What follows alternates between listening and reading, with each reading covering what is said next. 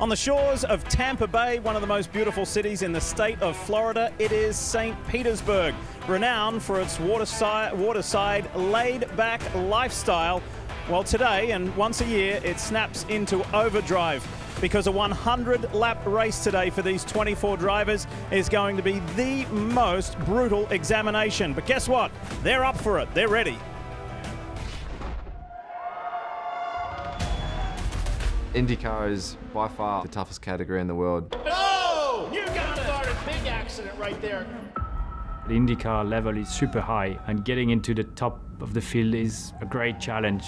Oh, beautiful. There we go, boys. That was some grit, man. Talent-wise, it's stacked. I'm as good as I've ever been, as fast as I've ever been, and execute better. Yes, gotta be raised back.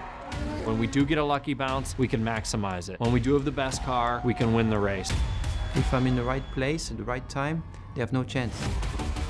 Alex Palou wins his maiden IndyCar race. I would never thought that that would be possible this early of my racing career. Yeah!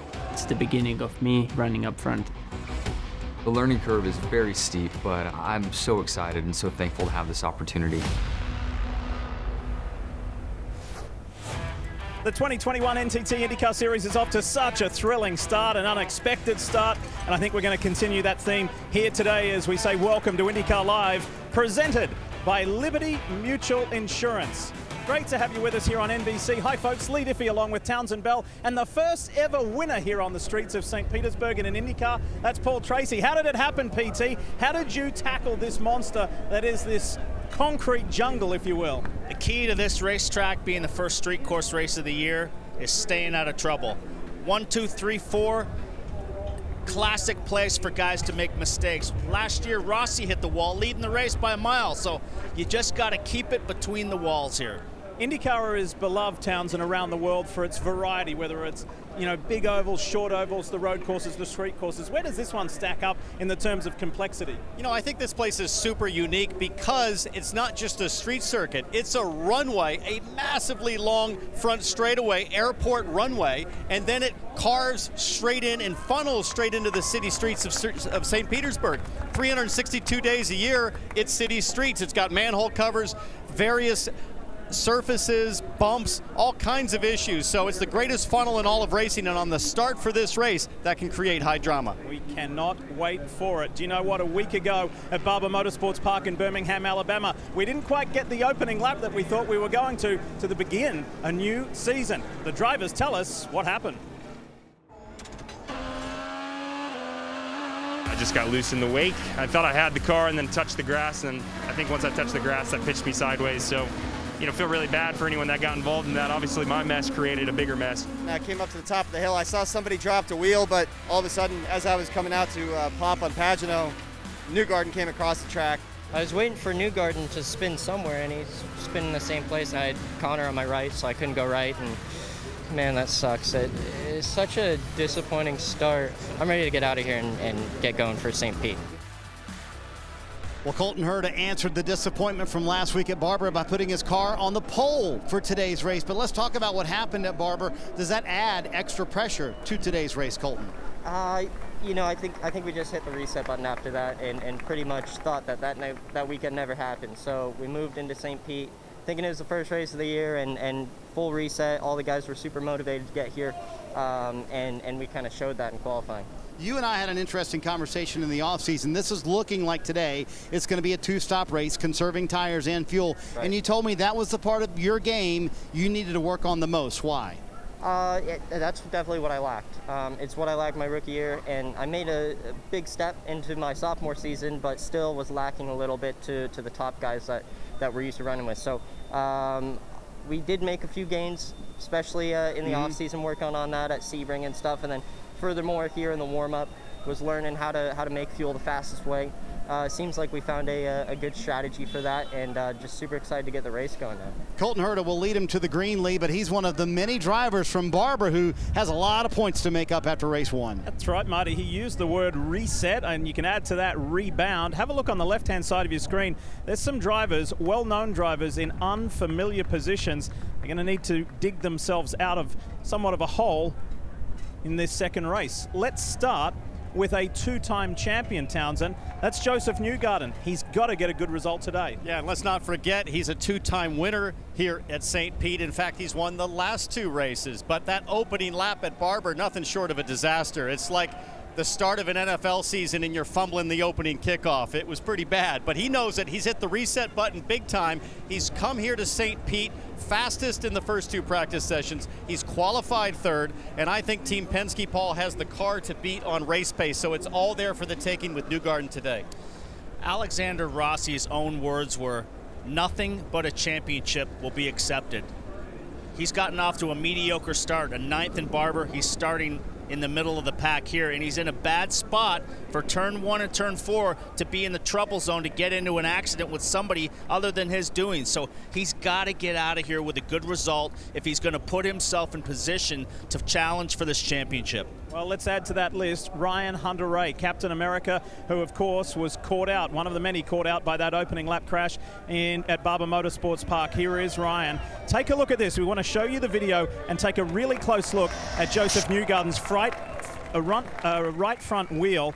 Ryan didn't know that it happened in the moment until afterwards, reviewing some video with race control, and then he shared this with us on social media. If you just go right to the very bottom is the most important part. This likely saved my life. The aero screen, that was the greatest real-time example test that the aero screen has had now in its 2nd season. So a really lucky escape there for Ryan Hunter-Reay. Time to say hello to another one of our team members. Rutledge Wood is here. Hey, Rut. Hey, Lee. When we get back, I'm going to show you an amazing place to watch the race from. The best seat in the house is in those cars, but there's a lot of cool places here in St. Petersburg to catch this race. Well, it is a sunny day, it is humid, and it's quite breezy no matter where you are in this limited 20,000 person fan attendance. We're now looking for our own Rutledge Wood. Where have we found you, mate? Lee, I'm here in between turns 10 and 11 atop one of these beautiful yachts. Tom and Katie invited me up. His brother Phil and his wife Annette are over here too. They're all from Florida, but what an amazing thing. This has a very kind of Monaco feel to it. This whole row here, this is all set up temporarily so people can get an entirely different view at this racetrack. You're looking just under 10 grand for the weekend, whereas, you know, a comparable slip on the other side would be maybe 600 bucks. So it's definitely a first-class experience. You get to see all the cars and every racing action that's happening here. We just saw the Stadium Super Trucks a few minutes ago jumping by right in front. They even have a big screen out here for all the fans right there next to the Salvador Dali Museum. Just an incredible place to feel up close to the action, but first class here, Diff. And you may have heard the crowd in the background with us here on the pit road as they're wheeling out the cars and the drivers are coming out, so it's nice to hear the fans. Do you know the IndyCar drivers are always trying to connect with fans of all ages and from all over the place? It's time for some elementary speed with Rutledge Wood and Pato O'Ward.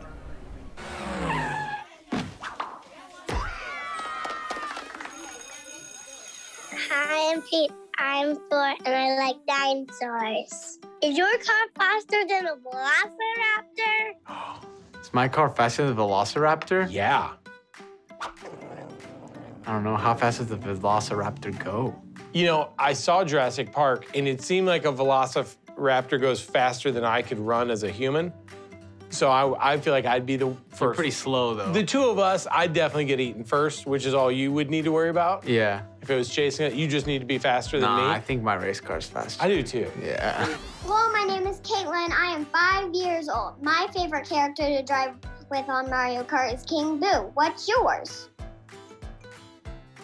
I like the Donkey Kong. Oh, yeah. Yeah. He had a good vibe. Yeah, Donkey Kong. Are you into any of these video games? A lot of you? Man, when I was a kid, I was super into Super Smash Bros. Yes. On GameCube, I was always a Falcon Punch. Did you choose racing because you weren't good at other sports? Yes. Man, I'm trashing everything. I'm so bad at soccer. I can run with the soccer ball. I can't shoot. Right. Which is an important component. You know the kid in school that whenever you're in PE, there's like, okay, there's gonna be 2 teams playing soccer. I'm the last one to get picked. I was actually pretty good at football. I played football when I was a kid. Really? Yeah. But then at the second game, I got tired of getting hit. And these guys were like 3 times my size and 3 times my weight. Man, it was so painful. I just said, you know what, this is not for me. So cool for some young fans to connect with the star drivers, and Pato O'Ward is not much past a kid himself. He's part of the youth movement in the NTT IndyCar Series. And we'll watch for some spectacular things from him today. Entering his very first Firestone Grand Prix of St. Pete, Jimmy Johnson. And the championship leader, his teammate, Alex Palou. We'll hear from him when we come back. The first is always a standout just because it solidifies your moment in the series. The champion for 2003 is Scott Dixon. A lot of the times we've had a really good mid-season run and dominated at the end and been able to steal it away. Scott Dixon is a 6-time IndyCar champion. The newest is always very nice, especially reaching a milestone of 6 championships. One of the big stories is Scott Dixon in his pursuit of a 7th title to draw level with AJ Foyt. Well, last week, Chip Ganassi, Mike Hull, the entire group presented Scott with his 6-time champion Jostens ring. A really proud moment for Scott and his family for sure. There are 4 Chip Ganassi racing cars in this race today, and Scott is the highest starter. No great surprise there. The championship leader, last week's winner, Alex Palou there, Marcus Ericsson, and then Jimmy Johnson a little further back. Time to talk more about Palou. In fact, let's hear from the Spaniard with Dave Burns. And Lee, did you like the way he put it for the opening of the show?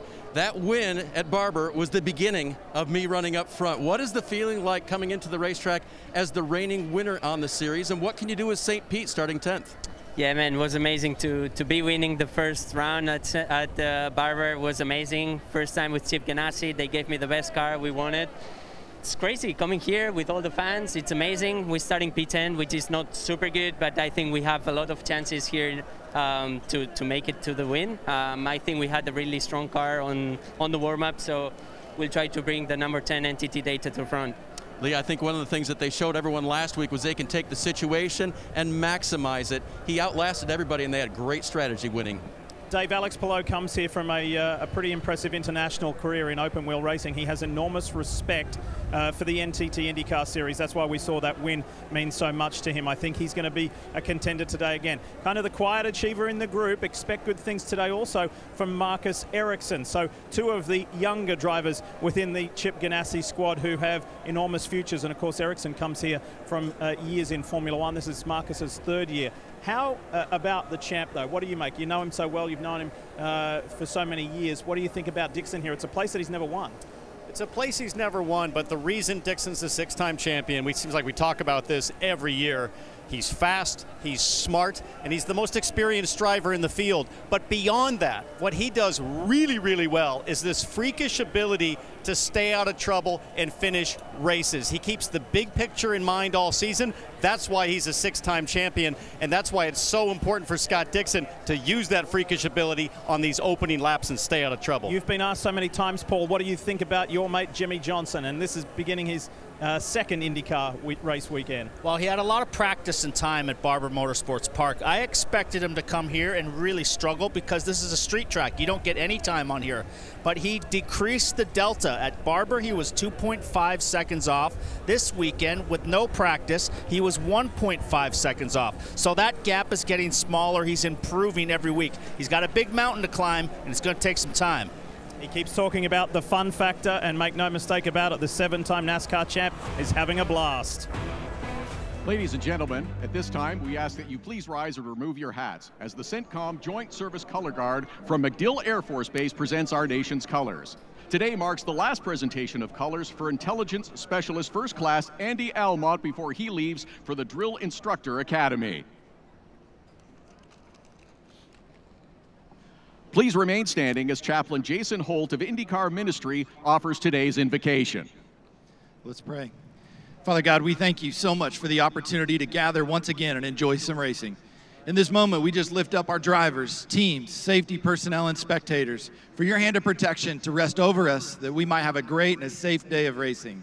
We also just pray for our brave men and women serving overseas and within our borders, keeping us safe to be able to gather like this. But most of all, we say thank you for the hope and love available to all at the cross of Jesus Christ. Amen. Here today to honor America with the singing of our national anthem, please welcome the Vox Nova Chamber Choir from Pinellas County Center for the Arts at Jonathan C. Gibbs High School.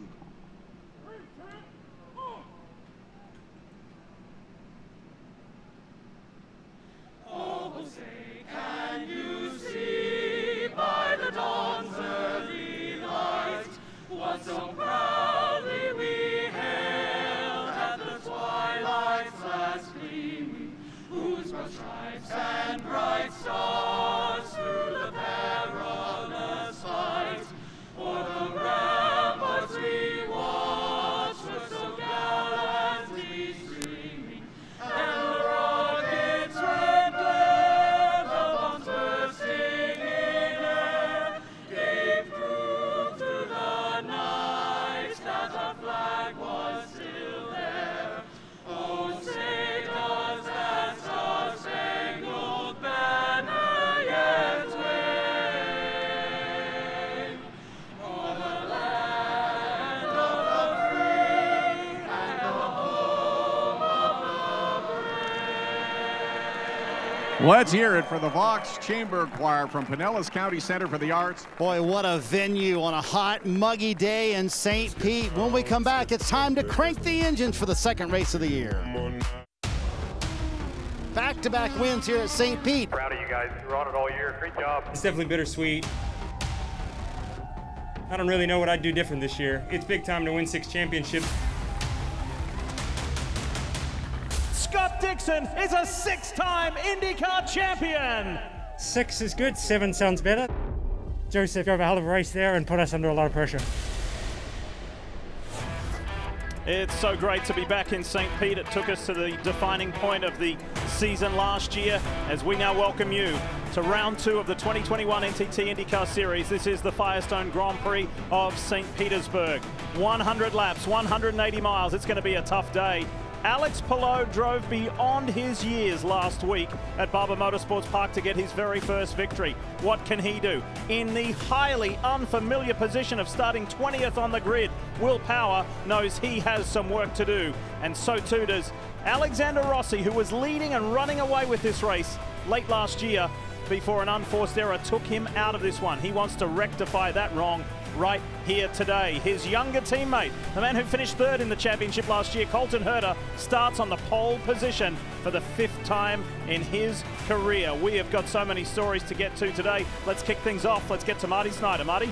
Hey, Lee, which driver is arguably the most excited for the green flag today? Well, I would nominate Joseph Newgarden. After last week's, in race number 1 of the season, lap 1 crash at Barber Motorsports Park, in which he said was, quote, a gut punch. But if there's one racetrack where he can recover, it's probably the streets of St. Pete. Newgarden's won the last 2 races here, and in the paddock this morning, everyone thought the 2 car might be the one to beat again today, Dave. Marty, just a reminder of the different backgrounds that the rookies are from this year. One is from V8 Supercars in Australia. One comes from NASCAR stock cars. The other from Formula One around the world. So last week, what do I give them? I'd say an A-. McLaughlin had a fast car, but the pit strategy may have bit him just a little bit. Jimmy Johnson finished most all the laps on the weekend and learned a ton. Romain Grosjean, the best of them, finishing 10th at Barber and showing what he's potentially able to do this year. Now this weekend, what about the streets of St. Pete? Well, this man, Scott McLaughlin, has been around the streets a lot, as has Romain Grosjean, but McLaughlin out-qualified the other 2. He will start 14th, Lee. And looking good. He felt he should have gone one phase further in qualifying, but narrowly missed out on that. So let's take a quick look in the rearview mirror to Barber Motorsports Park last week and how the rookies did. Romain Grosjean in that Dale Coyne Racing with Rick Ware Racing car finished as the highest. T-Bell, how did you rate the rookies last week? Well, an impressive debut for Grosjean, no doubt. Qualified 7th, ran in the lead group all day. He learned a ton. I think he had a blast behind the wheel, but I think you come to St. Pete, it's a different kind of racetrack here. It's bumpy, much more demanding on the brakes, and I think the advantage today probably goes to McLaughlin. Team Penske seems to have a handle on the balance. McLaughlin seems to have a handle on what it's going to take to run at the front at IndyCar now, so we'll have to see how it plays out. I thought Jimmy Johnson did as well as anybody could have expected, but today is a different ball game. He had a spin early in the race and got a lap behind. Today, he needs to fight to stay on the lead lap. The leaders are going to come around to him, and he needs to put up a fight and not just get out of the way and be Mr. Nice Guy to everybody. So we spoke about Will Power starting 20th on the grid today. This is the reason why. Have a look at this if you weren't with us on Peacock in qualifying yesterday. Will tagged the wall late in his session, and it ended like this in spectacular style. You might note just a little bit of damage to the right rear tire. The suspension was actually damaged there too, and you can see Will Power explaining to his crew, I just tried to send it through the last section to hang on. It obviously didn't work out for the 12 car. And why is it such a big deal? Because this guy is one of the best qualifiers in the history of IndyCar. He is just half a dozen pole positions away from eclipsing Mario Andretti. And Will Power, up until yesterday's qualifying, had 9 poles out of the last 11 qualifying sessions here. This place has been a playground for him. Not the case yesterday. How about Colton Herta in the Gainbridge Honda for Andretti Autosport?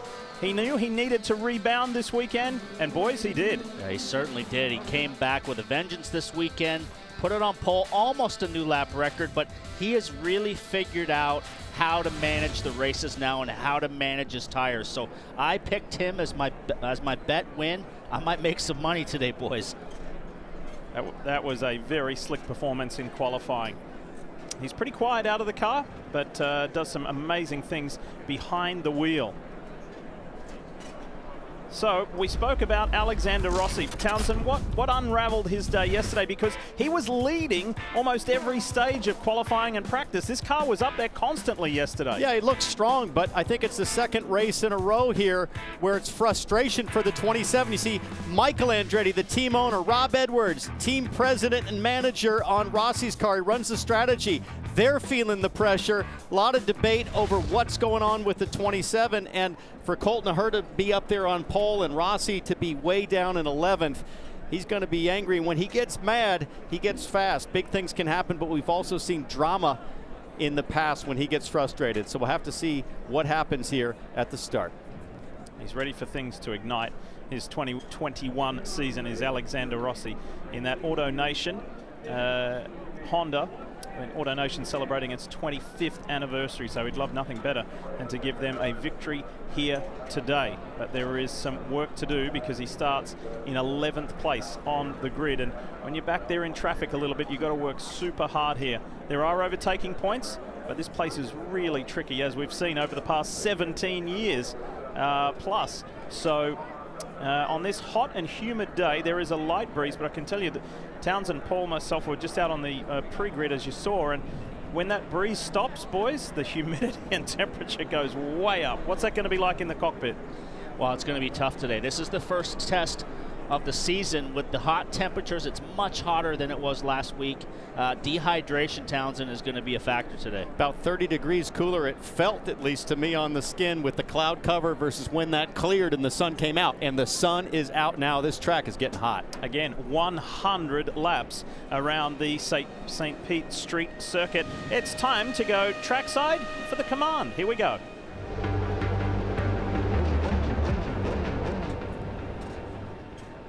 Race fans, it's time for those most famous words in all of sports. Here to give the command, please welcome today's Grand Marshal, wide receiver for the Green Bay Packers, Marquez Valdez-Scantling. Are y'all ready? Everybody ready? Racers, start your engines.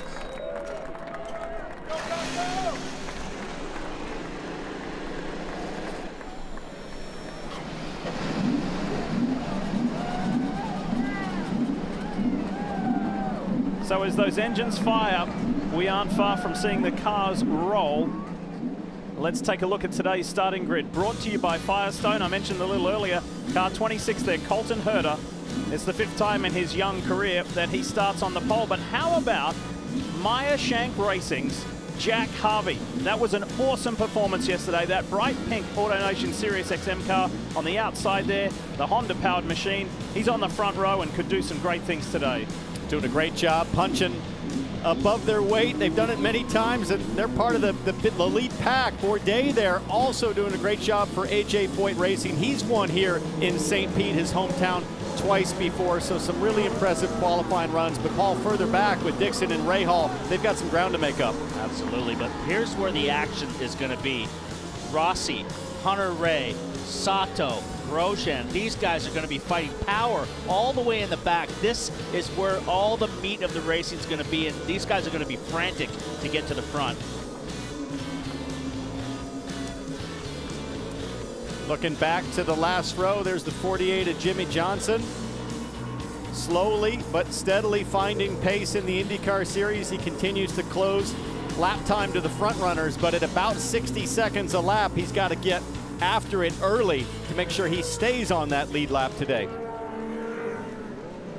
So you may have noticed there was some frantic work going on the front end of Sebastian Bourdais' car, the Rocket Chevrolet for AJ Foyt Racing. This is something these guys did not need because they were pumped after Sebastian's wonderful qualifying effort yesterday. AJ Foyt, the legend, is here, and boy, has this Frenchman who calls St. Pete home put a spring in Super Texas step since joining the team. Really promising things. Let's hope whatever the issue is there, they can get resolved. It's time to have a little chat here, isn't it, Townsend? Why don't you dial up a two-time and defending winner in Joseph Newgarden.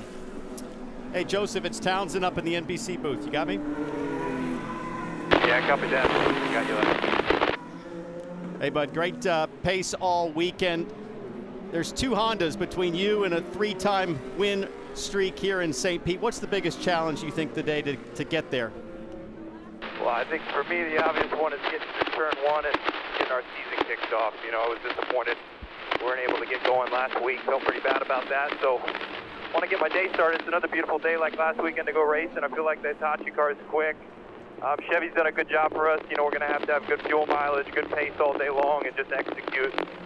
Difficult deal, though. You know, St. Pete can be chaotic, so if we get through turn one, I think we'll be okay. Copy that. With 65 degrees here in the booth, tell us what it feels like in the cockpit. I noticed you don't run that air duct on top of the aero screen. How's it feel in there? Man, it's hot. It's just the humidity, I think, that's getting to us. You know, the ambient temp's not so bad. It's just the humidity that really takes a toll. I was worn out after the warning us this morning, so don't really have a choice. You know, we got to get in, go fast, and not complain about it. So I'm ready to rock, but it's going to be really difficult. All right, we know you're one of the toughest ones out there. Have a great day. We'll be watching.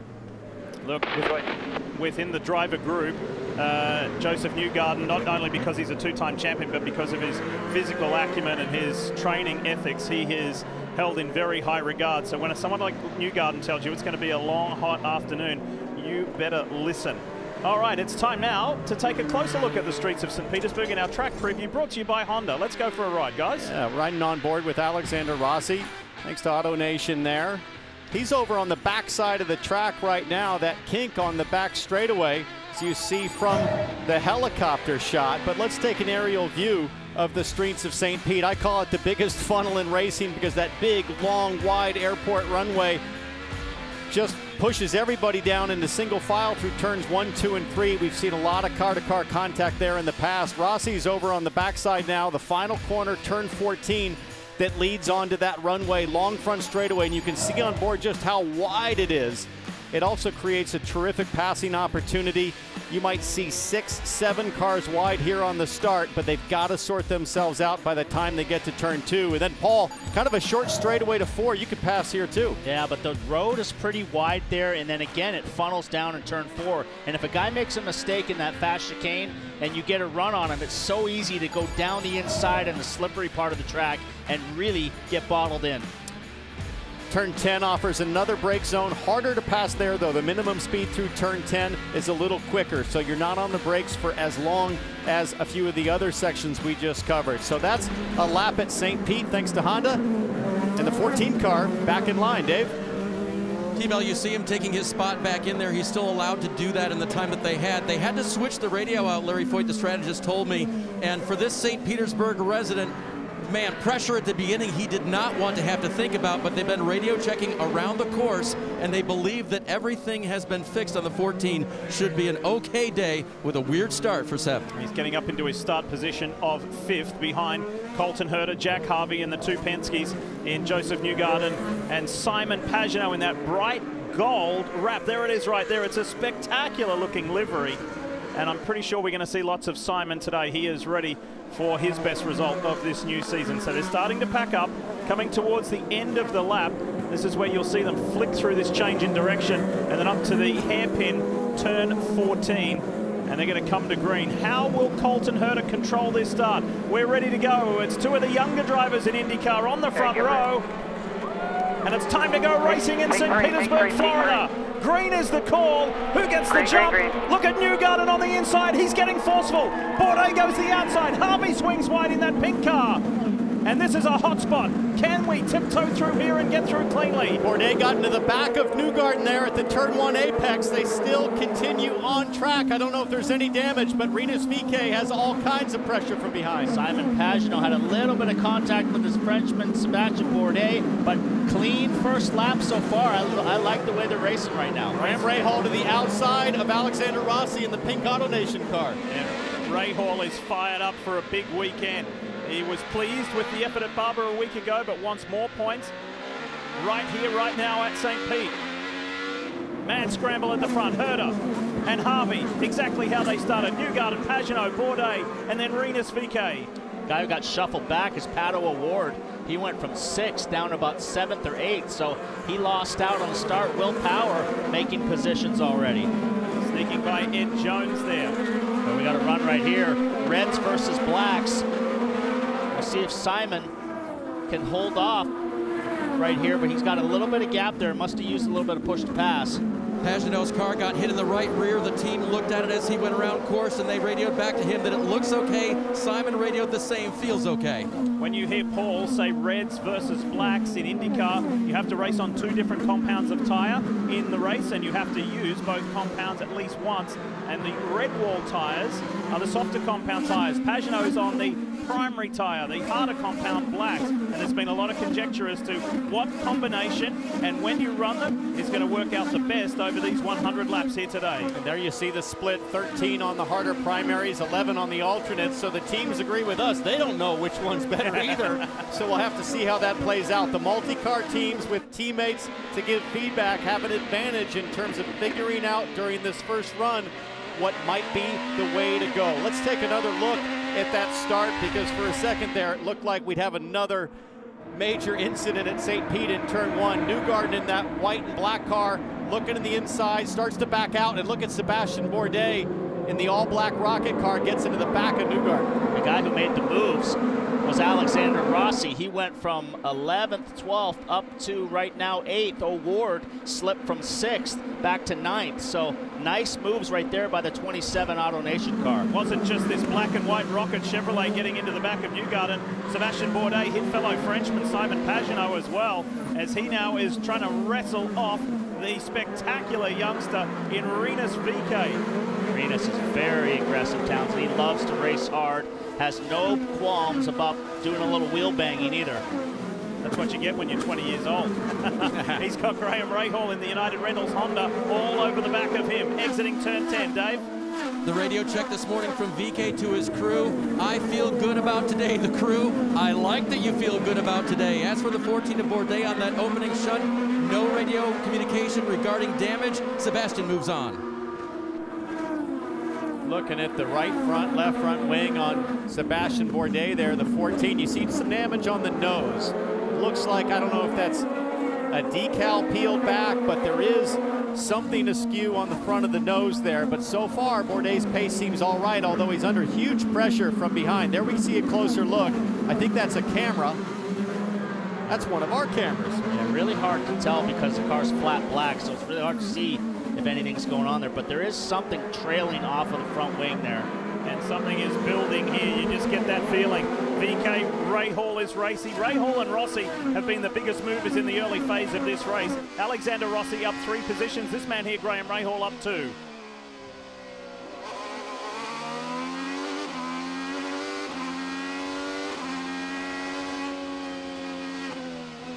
Great shots there from United Rentals. Again, Rahal on the harder black tire. We're 4 laps into this, and I would expect in about 5 laps, guys, is if you have a run, use push to pass. It's about where we start to see the cross-off as Scott Dixon makes a move on O'Ward up the inside of turn 1. That's for 9th, car 9, position 9. Now O'Ward is really struggling. Starting on the black, harder tires. He qualified on those.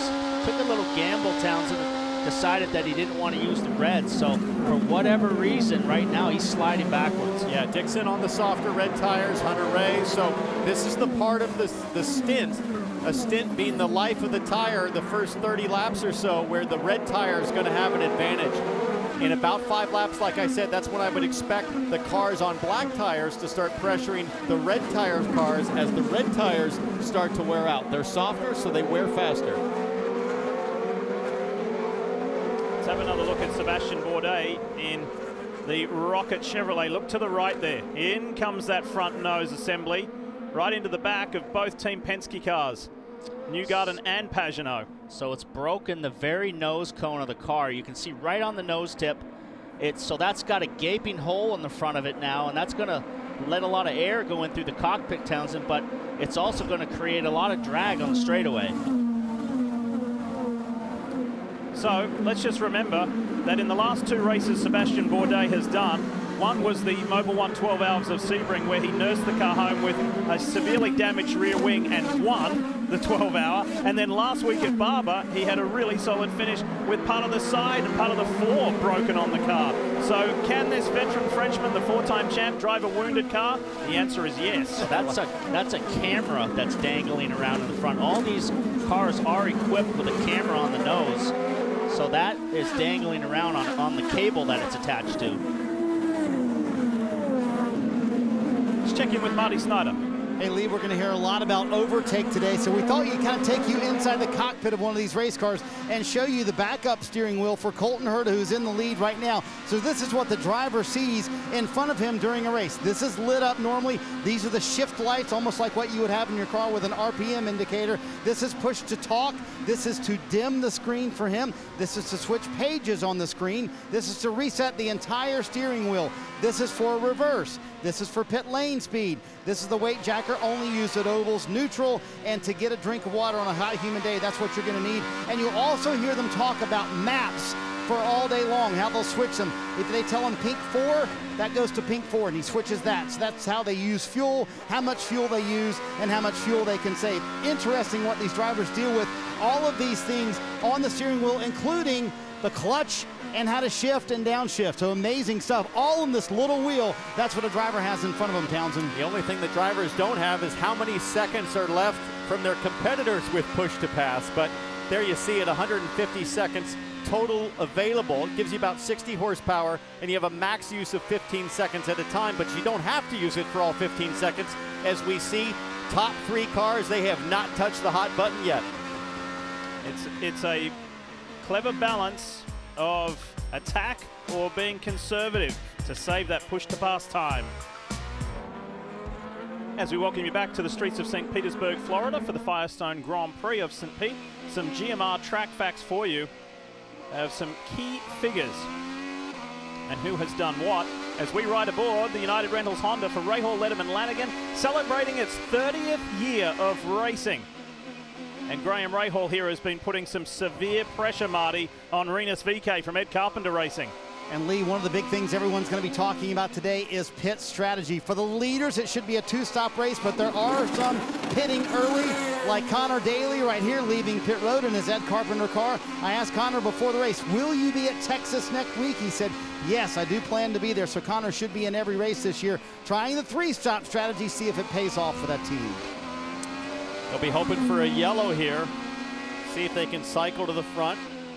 Going to need a yellow to do something, because right now Colton Herta is just controlling the pace, has a nice gap, has set the fastest lap of the race at a 1:01.9. Pretty big gaps in the first 3 cars there, but then the rest of the field here as Graham Rahal looks inside of Rinus VeeKay. Rinus VeeKay defends nicely, but this group here from VeeKay back is pretty stacked together, Dave.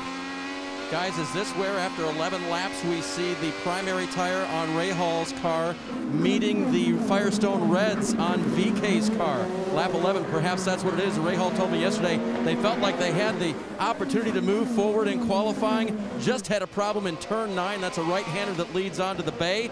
That car looking very good right now.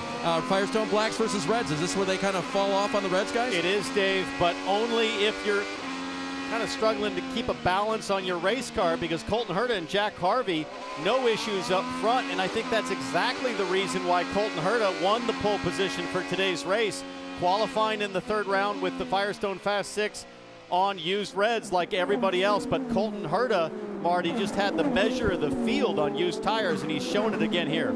Yeah, right behind him, Alexander Rossi is in 8th position behind Graham Rahal, we should say. And if you'll go on board with Alexander Rossi, you can see they have added a vent to the top of that car. That vent, while it does cool the driver, is an added penalty. It adds 5 pounds of drag to the race car. So if you're at top speed, it actually slows the car down a little bit versus his teammates. But Paul, I would say on a hot and warm day like today and very humid, that cooling for the driver may be worth that little penalty. Well, I think in my opinion, Townsend disagreed with me pre-race. We were talking about that vent, and I would prefer to have my driver fresh at the end of the race rather than dehydrated versus losing a mile an hour down the straightaway. Well, how about that? I bet Rossi didn't factor in the piece of debris that is plugging up that air vent. But for me, Paul, I'd rather be miserable and as fast as possible down the straightaway. No easier way to go fast and to pass cars than to have the best straight line speed. I just don't know how much drag, and frankly, I don't think these teams really know how much drag. We said 5 pounds, but I talked to another team engineer who said, we've never had it in the wind tunnel. We have no idea what it does, but it pushes a lot of air in the cockpit, and that has to slow you down on the straightaway. Our McLaren SP driver Pato O'Ward, who thrilled us last weekend in Barber and started today's race in 6th position. He is back in 10th. That's heading the wrong way. Let's have a listen to some recent radio. Get everybody settled in here. Everybody's running the same lap time from the 10th. It's total fuel save race at this point, so just settle in here. Look after your fuel. Conserve overtake. Doing a good job. Paul, when you're running 10th and you expect to be first, Pato O'Ward thought he would win last weekend from pole position. Yeah, you can settle in, but he is 13, 14 seconds back of the leader. It's pretty hard to have the discipline to do that. Yeah, these guys are all really, really good at making the fuel mileage. So, Marty, it's going to be interesting to see who makes the worst fuel mileage and hits the pit lane first, and who can stretch it the furthest. Hey, Paul, you heard Pato O'Ward's team say it's a total fuel mileage save race. Well, up front, Colton Herta is the guy leading everybody. In fact, he's got 2.5+ seconds over Jack Harvey, who's in 2nd. And I had a conversation with Colton in the offseason about this topic, Townsend. He said, this is my #1 weakness, saving fuel, saving tires, yet making time in the race car. So as a young driver like Colton Herta is, how do you get that developed in your game of knowing that you need to develop that part of your game and be better to save fuel and make lap time at the same time? Well, Colton Herta is 20 years old, and I got 2 teenagers at home, Marty. I can tell them as much as I want. You got to show them. You got to show them the data. It's irrefutable. So I think for a young driver, you've got to give them the information and just show them black and white. Here's what you're doing. Here's what the guys that are winning championships are doing, and that's the best way to feed the information. And obviously to Andretti, with Rossi, Hunter Ray's won a championship over there. They've got the information to help their young, fast driver understand the big picture. Well, he's got a pretty good coach on the radio as well. His dad, Brian, was a real good IndyCar driver and a multiple-time winner, and he knew how to save fuel and go fast. So he's got the advantage of that, whereas an Alex Palou last week, he was a master last week of saving fuel and tires, and nobody was telling him what to do. So you got to figure this stuff out. Alex Palou, who started 10th, runs 14th, and this is Jimmy Johnson in the Carvana Honda for Chip Ganassi Racing. Looks like it's at the hairpin at the last corner. A lot of guys have been going off there. Can you back it out? I think he stalled it. I was circling, Paul, the flat spot on the right front tire, so I think that tells the story. Big right front lockup. It won't go. Stuck in first gear. He's letting the You're in clutch out. first. Go back. Now you're in reverse. And it's not going anywhere. So they're watching the telemetry from pit lane. Got to get the car to neutral, then hold the reverse button, pull the clutch in, select the downshift paddle on the backside, and you can see the hands of Jimmy Johnson working furiously as the car's still running. He Yeah. knows he's losing valuable time. The problem you got too, the longer it's sitting here running, it's going to overheat because these cars are meant to flow air over the radiators, and at some point it's going to overheat and he's going to have to shut it off. Sometimes what you have to do is start to slip the clutch paddle as everybody's trying to race into pit lane before it goes full course yellow and the pits are closed. Yeah, this opens the window, Townsend. You see Will Power, Romain Grosjean pitting here. They're going to get these red Firestones off and the primary tires on. And Power, they call him immediately to pit road. The longer Johnson sits there, they have to throw a caution at some point. So everyone trying to take advantage of that and pit before the caution comes out. Will Power, Romain Grosjean in that Nurtec Honda for Dale Coyne Racing with Rick Ware Racing. And Jimmy is still trying to juggle it, trying to engage that. This is what happened. Have a listen. Just locked it up and couldn't make the turn. Lucky he didn't get hard into the wall. A couple lights cars got, you see the black mark on the wall, got into the wall, but Colton Herta just brushed the wall. Pretty light tap, but you don't want to be doing any more of that, bend a toe link. But still, they haven't gone yellow. There's really, Townsend, no access for the safety car to get over there without going out on the track. And then we got some Herta radio as well. Listen to this. Looking tracks ripping up in turn 9. All right, copy that. Let's keep that to ourselves. And there's the caution, finally. Full course yellow, pits are closed. These guys that pitted like Will Power just got a big advantage of these guys that stayed out. That's going to cycle Colton Herta behind those guys that pitted. We don't know how many of the leaders will actually opt to come to pit lane here. I think track position is going to be pretty important as the 48 of Jimmy Johnson still trying to figure out how to get going again. I believe Colton Herta said the track is coming up in turn 9. Yeah.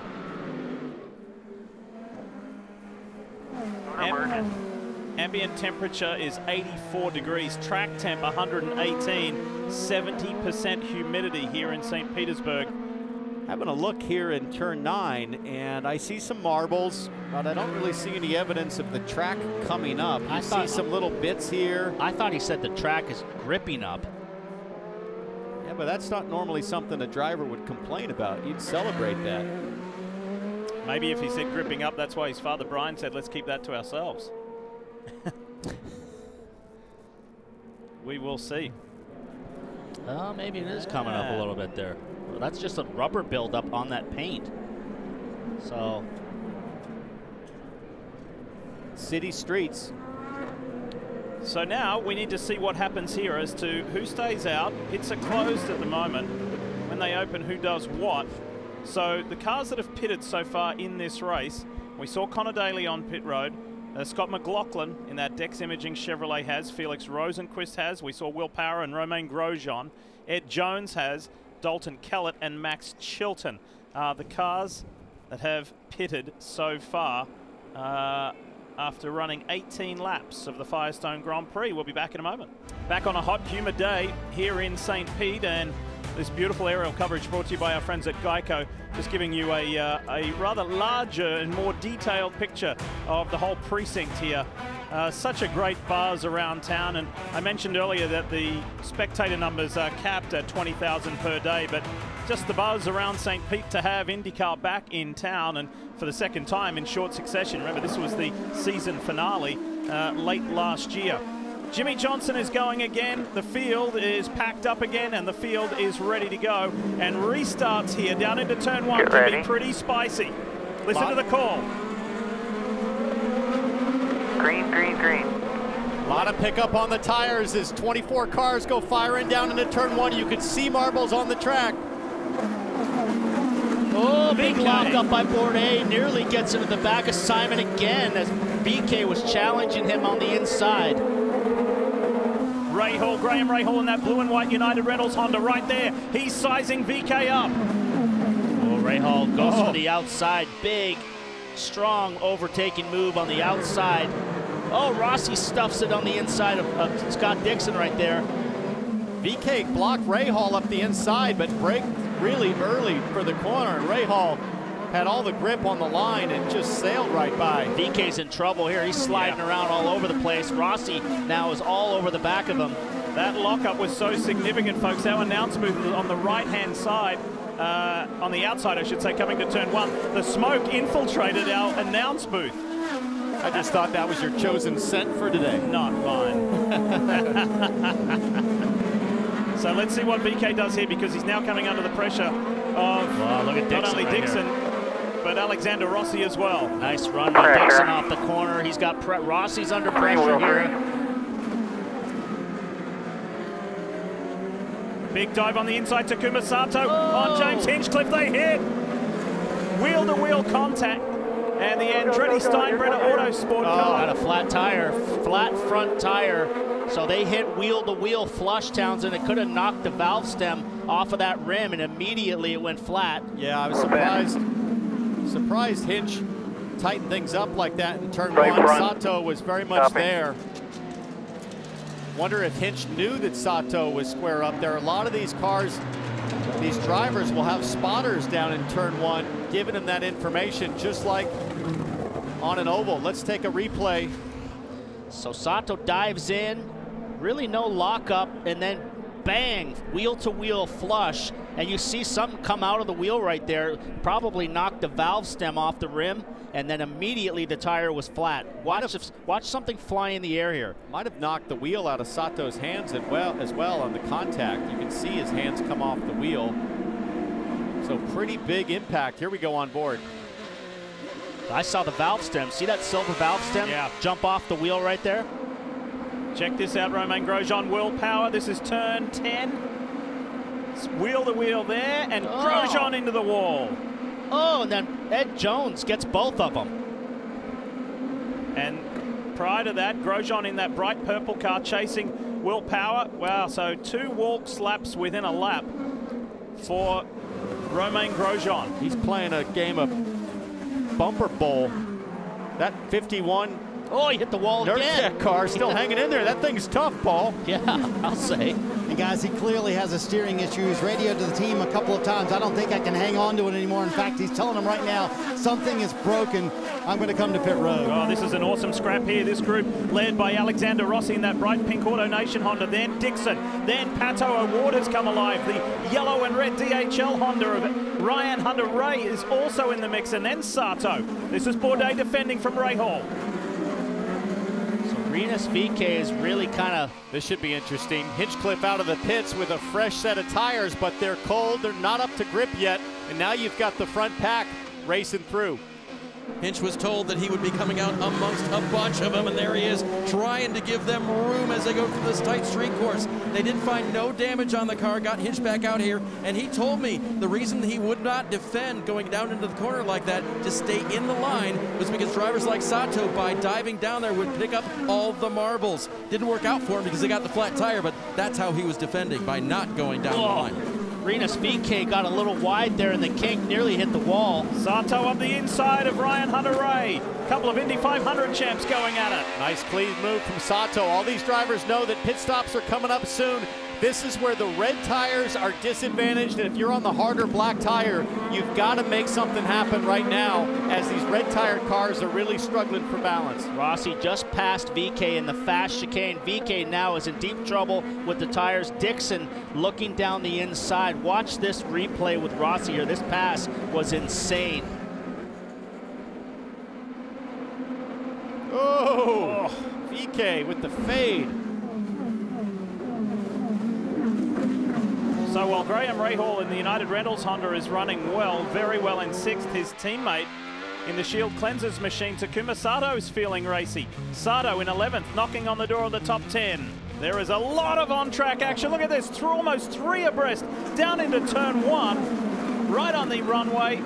Pato runs way wide, trying the outside line. The red tire, soft wall tire, are gone, and these guys are sprinkled through this pack here, and it is stacked up, Townsend. The racing is insane right now. Shows you how dirty it is offline, because Pato O'Ward in that black and orange Aero McLaren car had just made a really nice move on VeeKay, but he got wide and had to give it all up and then some.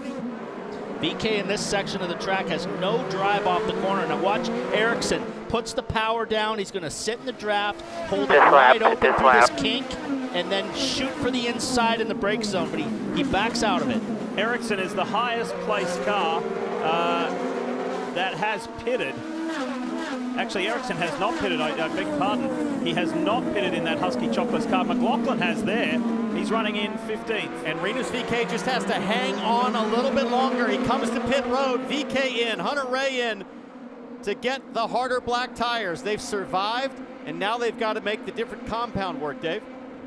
Yep, for Hunter-Reay, getting those tires changed, a big deal. The orange and yellow car goes in, and he had a severe understeer issue as well, so they'll make an adjustment for him. As for Rinus VeeKay, just the tire change should help him a lot. He's been very confident about the race car this weekend, and he's already gone.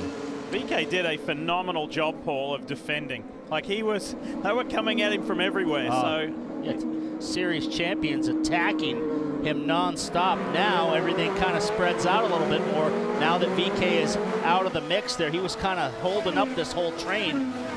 All these cars here have to put this clean air to good work. Award, Palou, McLaughlin, they're all going to try to put in some quick laps here so they can leapfrog Pato Award when these guys make their stop. It should come up real soon here. Herta right now just cruising out front, still on those red tires. He's got clean air on the nose, and he's able to control his own pace. He's built up a 4-second lead over Harvey, but Newgarden right now is all over the back of Newgarden just passed Harvey. Just passed Harvey in turn one. Now Pagenaud pressuring Harvey. Once again, a red-tired car with Jack Harvey under pressure from the cars with black tires. Let's go for a little ride on board this Menards-sponsored Chevrolet, the Australian Gold car. Spectacular this weekend. Here we go.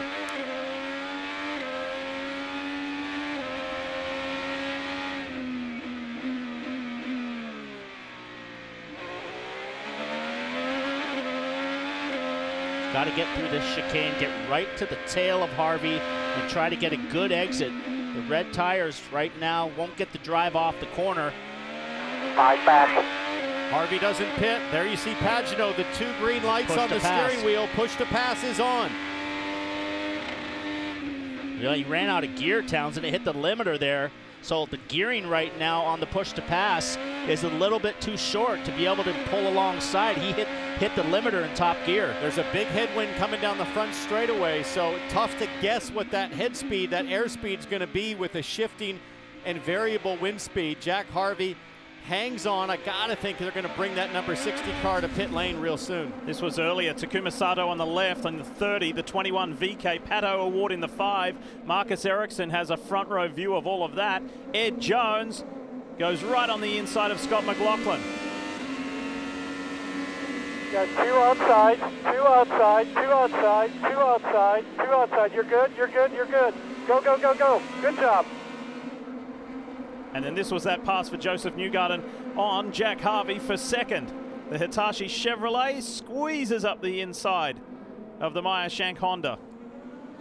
Harvey does a good job to hold him tight, but just now Pagenaud has a run into turn 1. Nope. Doesn't have enough top speed in the car. The gear ratio in 6th is a little bit short, and he can't complete the pass on the straightaway on the push to pass. But Townsend, you can't keep using that every lap and use it all up. 150 seconds of push to pass in 15-second maximum disbursements. Pagenaud with 99 seconds left. Got on the curb there and got a little bit sideways. It's amazing that Bourdais has hung on to the car after the first lap, first corner damage, and is now pressuring Pagenaud a little bit, but Graham Rahal really on the charge. Let's see if Rahal makes a move. Pagenaud looks, Rahal looks, they both tuck back in. Quick update on the Carlin Chevrolet of Max Chilton. He's got some gearbox issues. At the moment, he is out of the race. Jimmy Johnson some 4 laps down.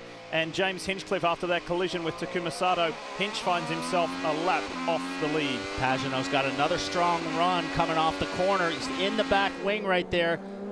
He's going to have to just dive in really late and do it all on the brakes, but he doesn't have the speed with the gear to get side by side, Townsend. I'm a little surprised that the Meyer Shank team hasn't pulled Jack Harvey in. They're in the window to make it on 2 stops, lap 34. Harvey obviously struggling to hang on here, but I think they're going to just try to stack everybody up for as long as they can. Meanwhile, Colton Herta still hasn't pitted either. 2-second lead out front. Remember the big story about the guy sitting second in this race at the moment. Joseph Newgarden going for 3 in a row. That's never been done here at St. Pete. Rahal in that blue and white United Rentals Honda right there. He just keeps peeking out at Bourdais, trying to have a look. Pit this lap, pit. Radio to pit this lap. I'm not sure who we're hearing. Is that Mike Shank? I think it was Jack Harvey getting called by Mike Shank to come in. Bourdais as well.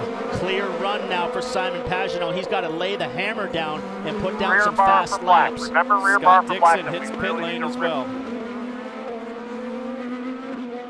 Coming your way, Dave. Here comes Seb, hits his marks perfectly. Crew goes to work. Pit stop should be between 6 and 7 seconds to get him on and off of pit road and back onto the streets of St. Petersburg. Big wing adjustment for Bourdais as he gets it fueled up and leaves.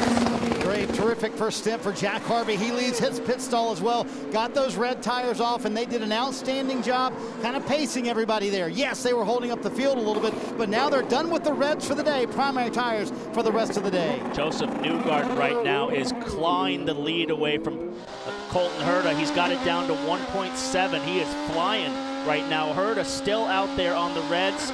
Newgarden on blacks, closing the gap in a hurry. That was Rinus VeeKay, I believe. Remember that battle between VeeKay and Award? Award out of the pits, but VeeKay beats him on the over-under. Marty, here comes the leader.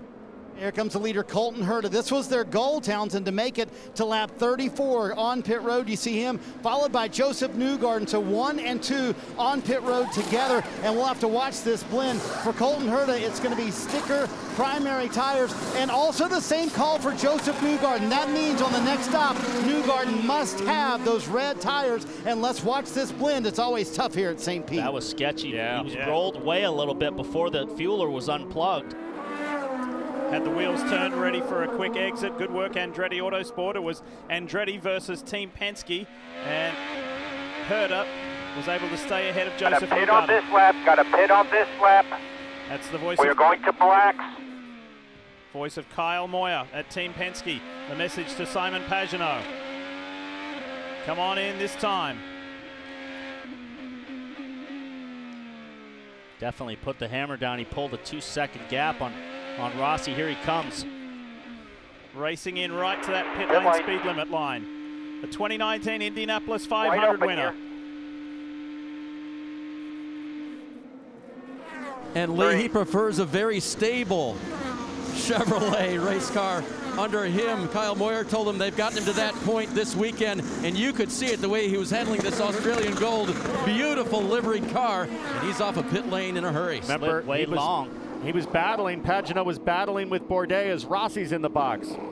Just imagine the discipline for Pagenaud and Rossi sitting in that traffic the entire time, waiting patiently, saving all the fuel they could because they wanted to go further right here to lap 36. It should give them advantage. We'll watch for this blend to see how much of an advantage it gives them. Pagenaud in front of Harvey. Rossi had a slow stop. The inside rear tire had a bit of an issue, and here comes Graham Rahal. Hot tires, cold tires, and big contact in the corner. Rossi just turned in on Graham. Flat tire. Right front flat tire for Rossi. Again, wheel to wheel, knocked the valve stem off the wheel, and Rossi now has a flat, and he's stalled. And his right rear brake caliper is on fire. You can see the flames there.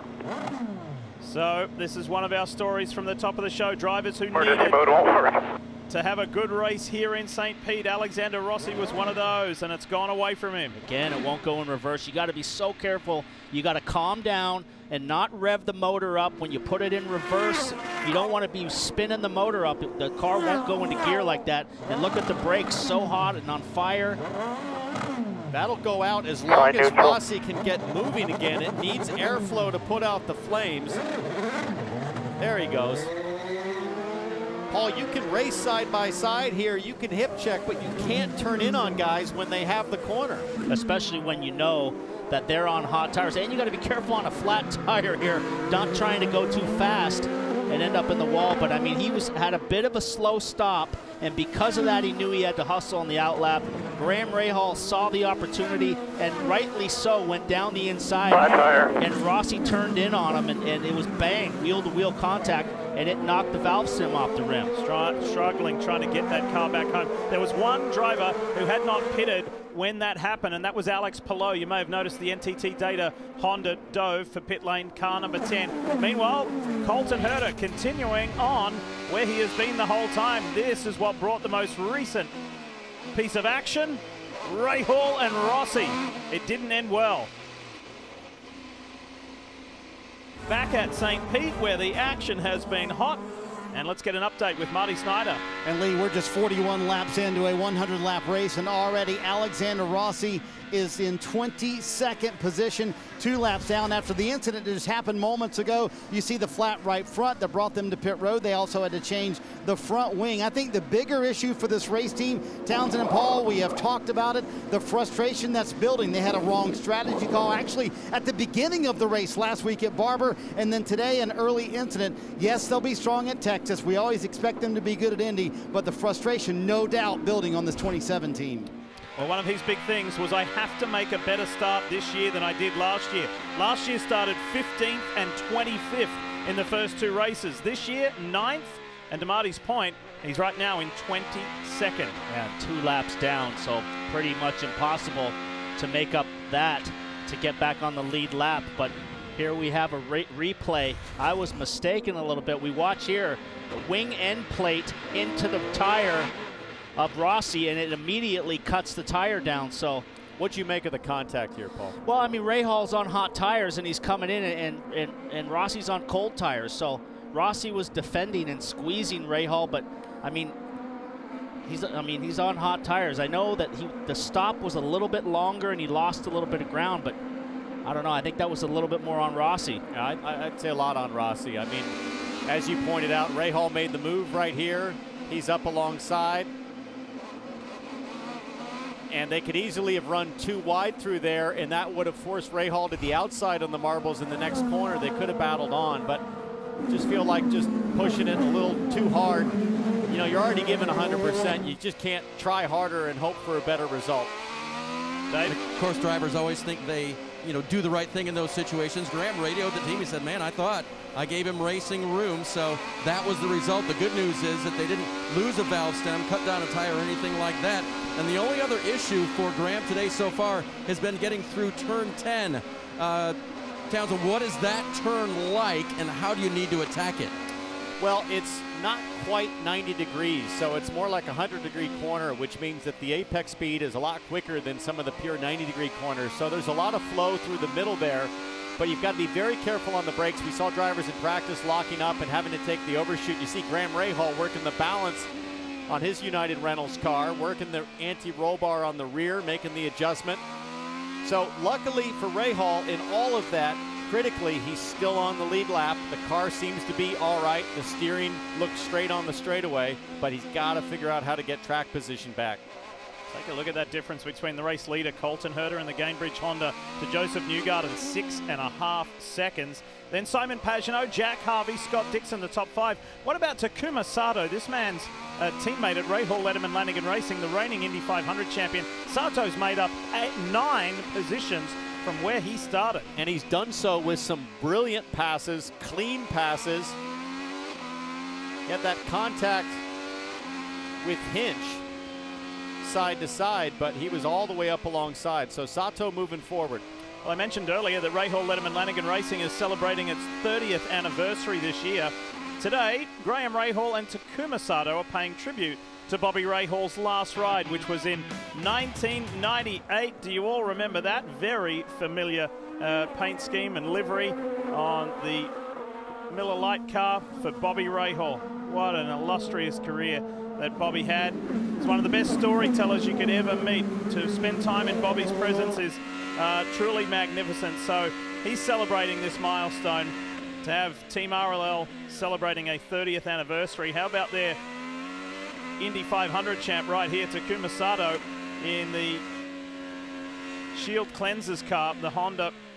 Could he get up there and get a top 5? Taku has been on a roll. It's been a pretty amazing 12 months, really, for Japanese athletes. When you think about what happened at the Masters, even last night in the Supercross race, the 250s with Joe Shimoda putting it at the top step of the podium. So Sato part of that group of premier worldwide Japanese athletes getting it done. Wow, he brings so much to the table from all of his support from his sponsors over in Japan. And listen, the guy's one of the oldest guys on track, and he's still performing, winning the biggest race of the year last year, the Indy 500, now running just outside the top 5. The guy's he's a machine. Firestone biggest movers will reflect that. What a machine Sato is. Look at that. Up 9. Been a good run for Ericsson, Power, and McLaughlin as well. One person who's had a lot of fun at the Derby over the years is our very own Rutledge Wood, right? Lee, I sure have. You know what? Being here is just as much fun. I made friends with the Abel family, not only did in the construction business, but in racing too. Coming down here, seeing all these yachts, I almost had a front row seat to where Jimmy Johnson was in the tires earlier. But guys, I saw a couple fans online ask, why, different from saying NASCAR, did it take so long for Indy to throw that yellow when Jimmy was stuck in those tires? Because his engine was still running. He was out of harm's way, one of the slowest corners of the track, off in the grass, and they were giving him a chance to find reverse. Kyle Novak and the IndyCar officials, they love to keep these things running green for as much as possible. Back on board with Johnson, he's 4 laps down, and it was a shame that he went off, Paul, because I was watching the pace, and while it wasn't mega, it was right in the group of cars he was running with at the tail end of the pack, and he was kind of holding it about 30 seconds back of the leaders. So I know it doesn't sound like a lot for a 7-time Cup champion, but it's progress weekend to weekend for Jimmy Johnson. Well, the racing in the middle of the pack here is still hot and heavy. Look at Scott McLaughlin now. Rinus VeeKay has been overtake on him under constant attack from the green flag of this race. So Scott McLaughlin now attacking the back. He said use the overtake, try to get by him. He's on it right now. McLaughlin stopped later than everyone ahead of him. He last pitted on lap 37 in this Dex Imaging Chevrolet, running inside the top 10. He set himself a goal last weekend of finishing inside the top 15. He finished 14th. He's overtaking to get by him. You're not a concern. A little bit better than that this week, running in the top 10 right here. Remember, he did race this Firestone Grand Prix of St. Pete last year. Does he make a move on VeeKay? Is he close enough into turn 1? I don't think so. Yeah, a little bit too far back. You got to be right on the gearbox when you come off that last corner. We saw with Pagenaud, his gearing was a little bit on the short side for VeeKay, so probably this team is all running the same gear ratios, I would think, Downsend. Well, it's driver-engineer preference, so one thing I've learned, you know, on multi-car teams, you're always trying to outsmart the competition, including your teammates sometimes with gear selection. Let's hear a little radio. Tell me what maps are on. Red 3 is fine. We just need to take care of those tires because they're, you know, it's going to be a long stint here. Main goal here is to keep position, keep moving forward. All good. John Buslog there just kind of coaching his driver who's wondering, how am I doing on fuel burn? Are we okay on pace? Wants to make sure that they don't put themselves in jeopardy for the final stop and the final stint. And one thing I notice is McLaughlin's pretty disciplined on not using up too much push to pass. VeeKay only 40 seconds left. McLaughlin has 80. McLaughlin told us a couple of days ago that he's just feeling more and more at home within the NTT IndyCar Series, and even with inside his very own Team Penske. He knows the culture within Team Penske from his supercar days in Australia, but being here it's different. Having 3 other teammates, being all seriously big names in the sport, all championship winning drivers are his teammates, as VeeKay at back end of that thing stepped out a little bit. But Marty, with each and every race weekend that Scott McLaughlin feels more comfortable, I'd say for the others, look out. He's certainly going to get better as the season goes on. Let's also give a call to Jack Harvey, started 2nd today, running in 4th right now. I had a chance to talk with Mike Shank, one of the co-owners of this race team, earlier today, and he said, listen, we have put together 70% of races. We need that last 30%, and we're such a new team that for us, a podium finish is kind of what we want. That's really a big goal for us. So right now, sitting in 4th, podium in sight today. Done a really nice job all weekend, hanging with the big boys. Pagenaud just in front. We haven't talked a whole lot about Scott Dixon, but that blue and orange PNC car, the number 9, just kind of quietly, patiently stalking. And Paul, you just got to factor at half distance right now. Dixon in the top 5. If there's a yellow, restart. He's so crafty at figuring out how to get to the front of these things. Yeah, Pagano's just not been able to keep the pace. Took him a while to get by that Rinus VeeKay. That allowed Newgarden to build a nice gap to him, and Herta's got it now built up almost a 10-second lead. So Herta cruising here. I'm going to show you the progressive lap leaders, and it's pretty simple. Colton Herta has led 50 laps thus far. Dominating this race in the Gainbridge Honda is the 21-year-old. The cool Californian guy racing wild. Here at the Firestone Transporter, 50 team members will be mounting, setting, and balancing tires for this weekend's racing action. Nearly 1,400 Firestone Firehawks will be supplied. Now, what's unique about the Firestone Grand Prix of St. Petersburg is that it's run on a street course, the same place where everyday Floridians drive their passenger vehicles. Now, one of the things that makes the competition so tight at St. Pete is the tire strategies the teams may use within the race. They can use the primary tire, which is harder, lasts a little longer, the alternate tire, which is a little bit softer but provides better lap time, or the wet tires. So what'll be interesting to see is, in effect, what tire each team chooses for what part of the race. And you can see it too if you check out the link below, go to the Firestone Tire Tracker and see what your team chose to put on when. Good stuff, Dave. Thanks so much as we welcome you back to the Firestone Grand Prix of St. Petersburg. Lee Diffie, Townsend Bell, Paul Tracy. You heard from Dave there. Rutledge Wood is here and Marty Snyder. We ride aboard the Gainbridge Honda of Colton Herta, who boasts a 9.8-second lead. Ran it in there on Dalton Kellett, lapping him a little bit wide, and now Townsend, you got to be careful when you do that, because look at all those marbles on the outside of the track. You get out a little bit too wide, and you could be a passenger into these concrete walls. Yeah, with just one yellow so far, and that came many laps ago, Marty. The sweepers have not been out, so it becomes more single groove. Boy, this race flying by, and yes, we're closing in on the final stops of the day. You know, one of the big things in the offseason for Colton Herta, his dad Brian now on his timing stand. And let's be honest, guys, dads and sons as strategists and drivers has not worked well in the past with pretty much everybody who's tried it. But I asked Colton in the offseason, why will this one work? He said he's, quote, chill like me. And that really has helped him. He's never been on his radio before, except one time. He spotted for him, Dave, in his career, and he's got his dad in his ear and doing a terrific job leading the race right now. It's good to be chill, Marty. That's the same way for Frenchman Simon Pagenaud, whose strategist Kyle Moyer told me that one of the things that they had a little bit wrong, even though Newgarden won the race last fall and Will Power was on the pole, was the get-up-to-go speed on these race cars from Team Penske. They worked hard on that over the winter, simulating and working best they can during the test this spring to be better as the laps started on a stint. Now, right now, Pagenaud is on the primary tires from Firestone. We'll see if he goes to the reds near the end, and if that get-up-and-go speed is much better for Pagenaud, running in third. He hasn't been on the podium, Simon Pagenaud, since last July, so he'll be looking very much forward to that if he can stand where he is. Look at this, talking about some rookies. There goes Scott McLaughlin in the 3. Jimmy Johnson is staying out of the way, some 4 laps down and trying not to get himself in the middle of these mid-pack fights. It's almost the worst thing you can do, Townsend, is drive around offline on a street course that's covered in marbles, because now it's going to take you about a half a lap or more to even get the car to get back up to speed. Make sure your tires are clean. And you got the call, listen, make sure your tires are clean before you start to run again. That's what caught Jimmy Johnson out at Sebring in the sports car race. Spun, got wide, got to the next corner, and wrecked down at turn 17. Dip? Well, let's talk more about the 48, because while there's still plenty of action going here, we do have one winner we can announce right now.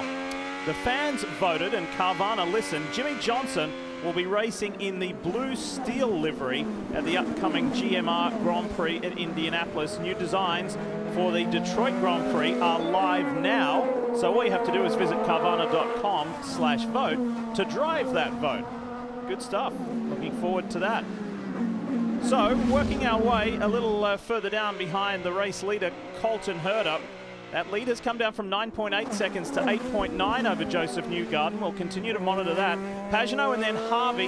Harvey didn't have a top 5 all of last year. There he is in the background. Alexander Rossi coming through. And then there is Jack behind the bright gold, Australian gold 22 of Simon Pagano. Then Scott Dixon and Takuma Sato. So no top 5s last year for this AutoNation Sirius XM Honda. That would be a huge boost. Then Takuma Sato is still running in 6th. Behind him, Marcus Ericsson, Sebastian Bourdais, Rinus VeeKay and Scott McLaughlin in the top 10 with 40 laps to go. Nice quiet day so far for Dixon. We haven't really seen much of him, just qualified just outside the top 6. He's been running there the whole time, but this, Townsend, is what makes him a champion. When he doesn't have a great car, he gets a good finish out of it, and he always finishes the races. Great racer, even better thinker, and locks up the left front a little bit right there. And speaking of thinking, I think this is the point with about 8 laps to go until we see the final round of pit stops. In fact, I think somebody will start ducking in maybe in 2 or 3 laps. Just wonder, Marty or Dave, are you guys hearing much chatter up and down pit road on teams and drivers dialoguing about what the final tire choice will be? Townsend, I think that's going to be the game. Joseph Newgarden, who's sitting in 2nd, has to take on the red Firestone tires, the softer tires. They used up both of their primary sets. You must run at least 1 set of sticker red tires in a race. And so far, Joseph Newgarden has not done that, so he does not have a choice. Colton Herta, though, that's the decision. What do they go with for this final stop? And speaking of those final stops, back with those in a moment. So this race continues to be dominated by the youngster from California, Colton Herta, doing a phenomenal job. Our aerial coverage today provided by Geico as Will Power here in the 12, the black and red Verizon Chevrolet. He executes a fairly straightforward pass on Pato Award in the Arrow McLaren SP, and now Pato has his teammate Felix Rosenquist right with him as well. Yeah, he's just really struggling this weekend on the tires, Townsend. He's the 5 radio, we're going to have something here, but he's just hanging on for dear life again like he was last week at Barber. Yeah, this car doesn't turn. Copy that, we saw that. Let us know what you need for blacks on the front stretch, please. Well, I don't know, just leave it. There's nothing we're doing is helping. You can hear the frustration in Pato Award's voice. Also, Townsend, he has said they've had an overboost issue several times. So kind of walk us through what an overboost issue and what you can do behind the wheel to resolve that. Yeah, there's a sensor that governs the boost pressure with the motor, and sometimes that boost can go over the limit, and effectively the governor kicks in and knocks your power down for a few seconds and can hurt your straightaway speed as Pato comes to pit lane, locks up just a little bit. And kind of like Barber last weekend, kind of started off pretty strong today, but some anxious moments in the cockpit because he just doesn't have the balance, Marty, that he wants. Yeah, certainly not the weekend, back-to-back weekends that Pato Award wanted. The obvious fastest car last week at Barber, they did not win. And now here, they're not so good this weekend at St. Pete either, only with not only with the handling, but also that overboost issue.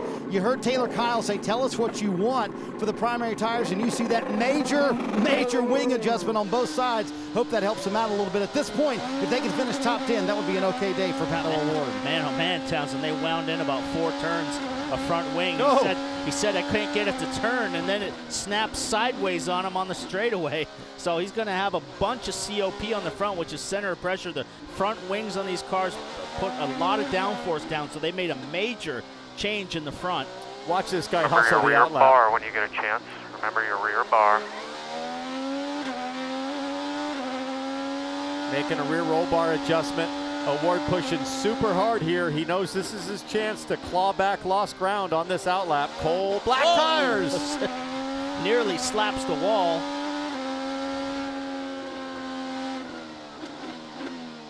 So Herta now is almost out to 11 seconds. He's just like clicking off the laps. First guy to pit now, Pato Award. You hope that it doesn't go yellow. You do if you're Pato Award, you do though. if you're Pato Award. So his final stop. He's the first guy to pit, and he runs wide in turn 1. Check this out. Turn 10. Plenty of room there, but it was sideways coming off the corner. Watch the steering wheel here.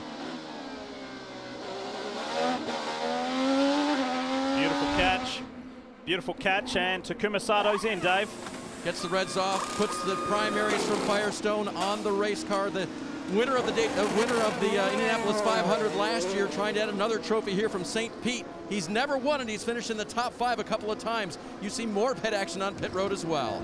You see Sebastian Bourdais in the 14. He'll take the primaries as well. Can Seb pull it forward at the end here? Here comes Grosjean. And Scott McLaughlin released as well. And in the distance, Colton Herta. Huge lead, Marty. They just got to do these 4 tires without a bobble, and he should be out comfortably in the lead. I mean, just a masterful job from the 21-year-old. An 11-second lead when he pulled into pit road. And to answer that question, they're going to go with sticker primary Firestone tires for Colton Herta. All they need is a clean stop. Joseph Newgarden will also pit road. In exchange, Newgarden almost runs into Colton Herta's crew. He will come in. They are forced to do the softer red tires for Joseph Newgarden. They have not run those today. We'll see if he can gain any time in this transaction. Marty, Simon Pagenaud was not forced to run the reds, but his team chose to put the softer Firestone compound on. Pagenaud in the gold, number 22, will leave on Firestone reds. Tell you what, it could be the most miraculous turnaround in successive weekends for Colton Herta. If he can win this race, he'll go from 22nd in the points, leaving Barber as Pagenaud gets back up to speed. Herta would find himself 4th in the point standings. A drastic turnaround. Such a big lead for Colton Herta. He was able to get in and get out before Newgarden even came to the box, so it looked a lot closer than it was, but if I was that front tire changer Townsend, I would have sent him too. Just makes it out in time. Meanwhile, Scott Dixon staying out, taking advantage of the clean track. Now Dixon's in pit lane. Colton Herta back to the front. Way off on driver's right turn 4, but he's way off. There's no flag. Track is green.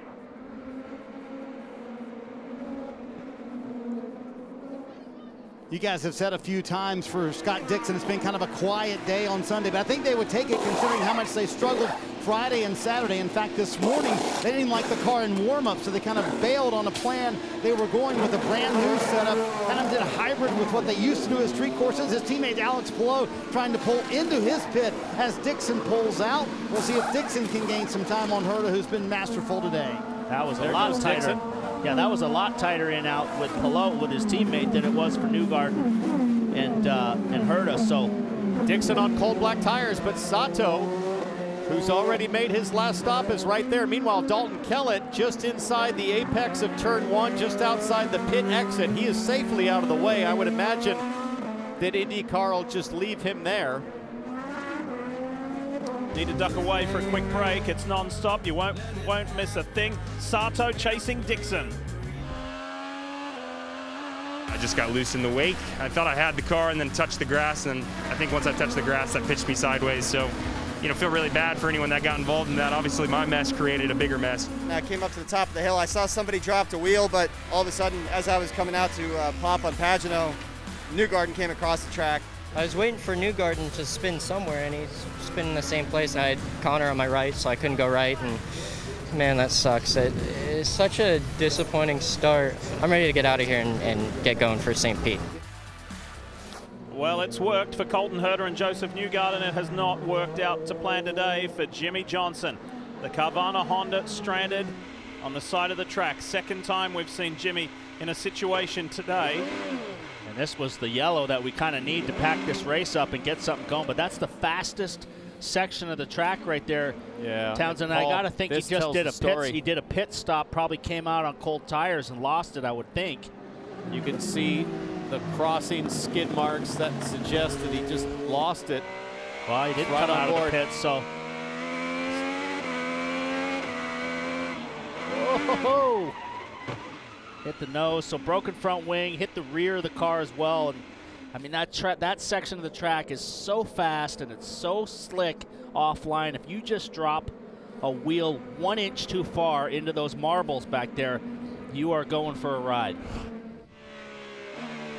Yikes. Same place as Alexander Rossi lost it, but a little earlier last year. So under caution with 27 to go. Hold on, this is going to get good. 20,000 maximum per day. Obviously, clearly, nowhere near the level that it used to be. But, Rutt, it's great to have IndyCar fans trackside. It makes a difference. We could hear them pre-race. We've heard them when they've made some good moves. Terrific. It really is, Lee, and out here in the Midway, everything is alive, from the food to the vendors, but the Dali Museum is right there at Turn 10. It's one of the most exciting parts about being down here in the area. If you come visit, you gotta come check it out. Some of the most beautiful art that you can find here in the country, definitely here in Tampa for sure. But so many fans out here today, they are loving this, even being outside in the museum next to the Mahaffey Theater as well.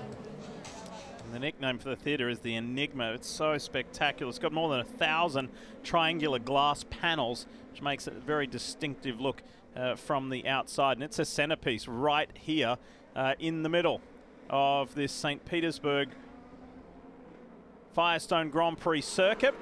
Right here as well on the grounds of the Albert Whitted Airport, where we utilize the runway, one of the runways for the front stretch. So the field has packed up. Colton Herta's 10+ second lead evaporated, and we're ready to go again. It's time to bring the action here in St. Pete. Ready, ready, ready. Green, green, green. Here we go. Newgarden has to attack right now. He's got to use the extra grip that he's got with these reds. He's going to have a little look, but he wasn't close enough. Pagenaud right there on the back of Newgarden.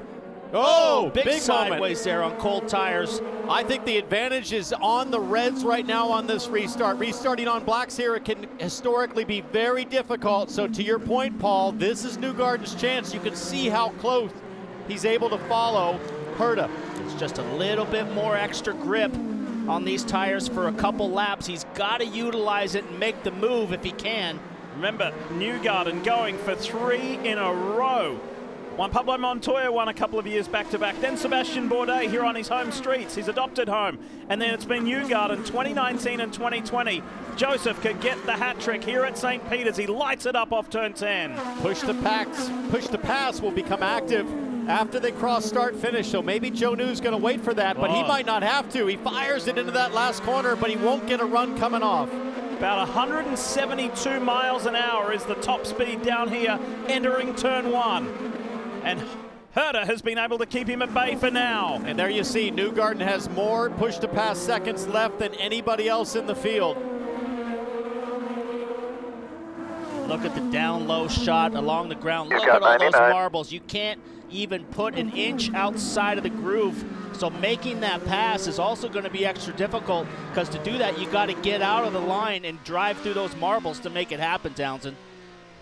Newgarden stalking, patiently trying to find his opportunity. He'll have a decent straightaway here, but I think it's going to come on the front stretch. He's got to be careful not to overcook the entry into turn 14 like he did last lap and take advantage of that push to pass. Yeah, the whole key for Herta is to get the exit, to drive off the corner. So he's backing up the corner just a little bit to ensure that he can get on the power soon. Newgarden right there, but a good exit again. They're starting to sneak away a little bit from Simon Pagenaud. 110 overtake behind. 22 laps to go here in the Firestone Grand Prix of St. Petersburg. That calm, chill California voice of Dad, Brian Herta, giving Colton the information he needs to know where Newgarden sits with the available boost left. How could Dad not get as excited as we are up in here? He's watching his son hold a two-time champion off for the lead. That's how we roll in SoCal. Colton has never won in his young career on a street course. His 3 victories to date have been all natural road courses. Circuit of the Americas, WeatherTech Raceway, Laguna Seca, Mid-Ohio. Some classic circuits. There's Dad Brian. He sat on the pole position here way back in 2005. So Pagenaud right now really doesn't have anything for these two guys. He's just kind of sitting there watching. They've kind of pulled away, but Pagenaud's also pulled away from the rest of the pack. Harvey has kind of fell off the back of him, so it's shaping up right now to be a 2-man race here. Maybe Pagenaud can make something happen. 21 to go. Good job. If these guys work each other hard, Dave, and wear these tires out. What I was wondering is if that was what Pagenaud was thinking. I couldn't attack on the opening laps after the resumption of the race. I'll just save them a little, but he can't let him get too far away. No, he's just got to keep the pressure on, and just when you apply pressure and make the guy look in his mirrors, you hope that he just misses an entry or locks a brake and runs a little bit wide. And right now, the track at this stage of the race, Townsend, it's treacherous if you miss the line. It is, but you can see from that beautiful helicopter shot just how well Colton Herta's car is exiting the corners. And just remember, Colton opened up about a 10-second lead before the yellow, and now we've got the 18 Sealmaster car of Ed Jones sideways and blocking the track, and Joseph Newgard and Simon Pagano are going to get another shot at Herta. The yellow's out. Ed Jones in his return year to the NTT IndyCar Series, driving for Dale Coyne Racing with Vasser Sullivan. What has happened to Ed? It's over in turn 4. Was there contact? We're about to find out as the AMR safety team approach the scene. See the bright yellow car there. Goes on the inside of Hinchcliffe and then gets tagged by Pato O'Ward as well. Take a look at the right-hand side of the picture here. And this is Ed Jones, whoop, into the back of Pato O'Ward. So maybe that's where the frustration began. Ryan Hunter-Ray has a good look at it here. And then just 3 corners later. Can only imagine that maybe is there a chance he damaged the brake line with the first contact, because sort of 2 pretty over-the-top moves there, Paul, 2 corners in a row. Needs a little bit of coaching on the chrome horn technique. Didn't work very well, so I think he just ran it in a little bit too hard both times, and just making mistakes. It's hot, it's slippery. We're coming down to the end of the race. These guys are getting wore out. Marty? Let's talk to strategist / dad Brian Herta for Colton Herta here. Colton's done a terrific job today. What worries you most about a second restart here, Brian? Joseph Newgarden on red tires. He's really good around here, and he's got the softer reds. We're gonna have to hang on for a lap or 2. Once we get the tires up, we'll be okay. So we'll see what happens here. Who would you guess is more nervous, him or you right now? Neither of us. Neither of us. I love it. The cold guys, the Colton Herta's dad, Brian Herta, saying neither of us are nervous right now. A lot of confidence in this camp. You buying that, Paul? I am buying it. Okay, there's asking the pace car to get away. Field is yours. He's done it once, managing to hang on the opening lap. You heard it from Brian Herta.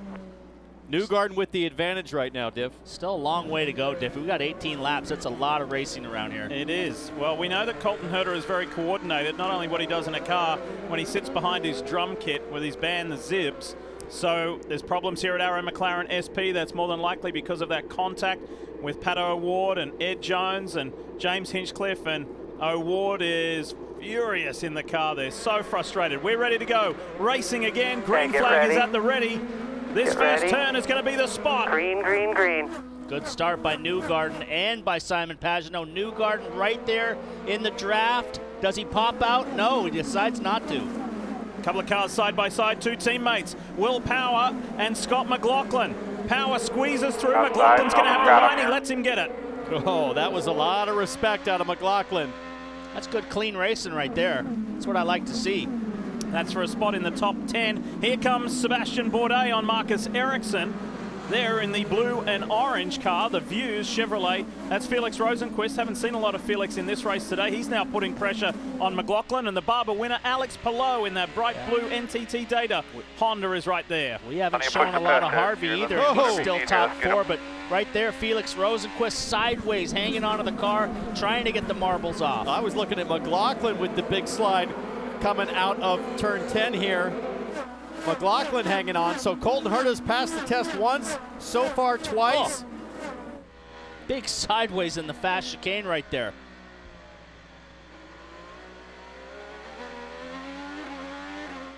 Let's take another look at this. Look at that. Herta already out to a significant lead. There is VK lighting it up. And now McLaughlin. Oh.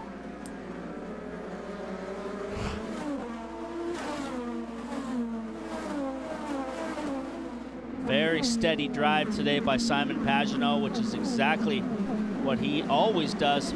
He'll put himself back into the championship. So let's pay off some drivers here. Let's look at that bright red and white car, which is the Husky Chocolate Machine. For Chip Ganassi Racing, it's Marcus Ericsson, the former F1 driver. He had a top 10 result last week. He ran really low on fuel and dropped back a bit towards the end. Car number 8 is the one you're looking at as Will Power goes on the inside of Renus VK. Turn 10, great move. Was very decisive, came from a long way back and got by the ECR driver. Kind of a surprise pop there, deep on the brakes, made it work. Power on the reds, VK on the blacks. We saw earlier in the race that VK was really struggling with the balance of his 21 car, and Power taking full advantage of the situation. Still a long way to go, though, for these red tires. We saw in the first stint, the guys that had the reds on, they fell off at about lap 12. So we've still got 15 laps to go on this thing. So it's not over for these guys on the blacks. It'll turn around here. 85 degrees, ambient temperature, track is at 126. There is the Rocket, the black and white Chevrolet for AJ Foyt Racing, Sebastian Bourdais all over Marcus Ericsson. This has been an awesome start to the new year for the veteran French driver. He finished 5th at Barber, and right now Bourdais runs in 8th. That'd be a terrific championship position. It in fact put Sebastian top 5 in the championship. That car's either been hit or done the hitting 3 times today, Paul, and Diff covered this earlier. Bourdais, a lot of recent experience bringing the plane home with damage. And today's no exception. Newgarden still applying the pressure to this young Californian. He's so experienced, knows how to win championships, and he's right there shadowing him, trying to force a mistake.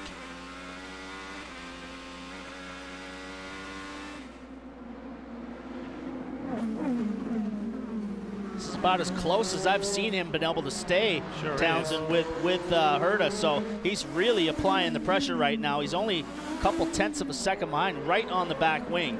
Colton looking so smooth, no big moments. Haven't seen any oversteer out of that car where he slides the rear end. So I just wonder if Colton is just taking care of his tires, not at all worried about Newgarden getting too close until it comes to right here on the front straightaway. Let's see what happens if Newgarden changes his technique at all. He's been trying to drive it in on the brakes, and then he slides a little wide mid-corner, a little tighter that time, but Colton Herta just gets the drive off on the most important part of this racetrack, the front straight. 87 remaining, 87. One of the key talking points about this 2021 season for NTT IndyCar Series is a new venue, the Music City Grand Prix on the streets of Nashville, Tennessee. So for you folks watching in Nashville or in Tennessee, this is your guy, you know it.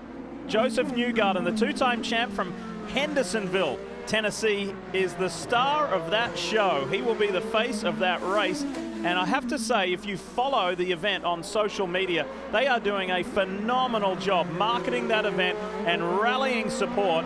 That new race in August of this year is going to be a terrific event, and Joseph would love to win that first one on the streets of his hometown. The boys have been telling you about how Joseph has back-to-back victories here at St. Petersburg. This was a couple of years ago where he got his first win. That meant a lot. And then last year in that championship scramble where it was a showdown between Joseph Newgarden and Scott Dixon, who was going to finish where, who was going to win the championship. Well, Dixon won the championship, but Newgarden won the race for the 2nd consecutive year.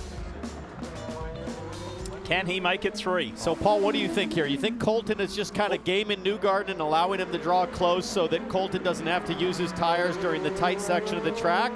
Or is Newgarden really legitimately getting quicker?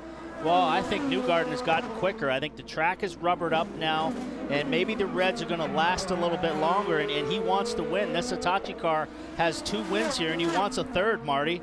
And one thing about Joseph Newgarden that you'll notice, he has used a ton of push to pass over the last few laps. He's down to 82 seconds, while Colton Herta hasn't touched the button. He's still at 85. That's where he was at the restart. Newgarden now with 82 left. We'll see where it goes when they cross the finish line here, but Newgarden now down to 74. So he's on that button trying to get past Colton Herta.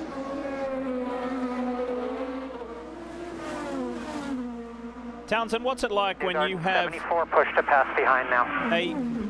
Think about when you're a young guy, when you have a big name driver who is all over you, putting the pressure on, how do you remain calm? Well, I think for Colton Herta, he just knows that he has a great race car. He qualified on pole convincingly. He's already a race winner. Nothing new for Colton Herta here. And sure, Newgarden's a 2-time champion, but you're looking at a future champion in Colton Herta, one of the most talented young Americans to come along in some time, maybe since Joseph Newgarden came into the sport. So just knowing Colton as long as I have, he is a stone-cold chill guy, fiercely competitive, and I think he's got this one well handled right now. But 11 laps are a long time around this place, Paul. 10 to go.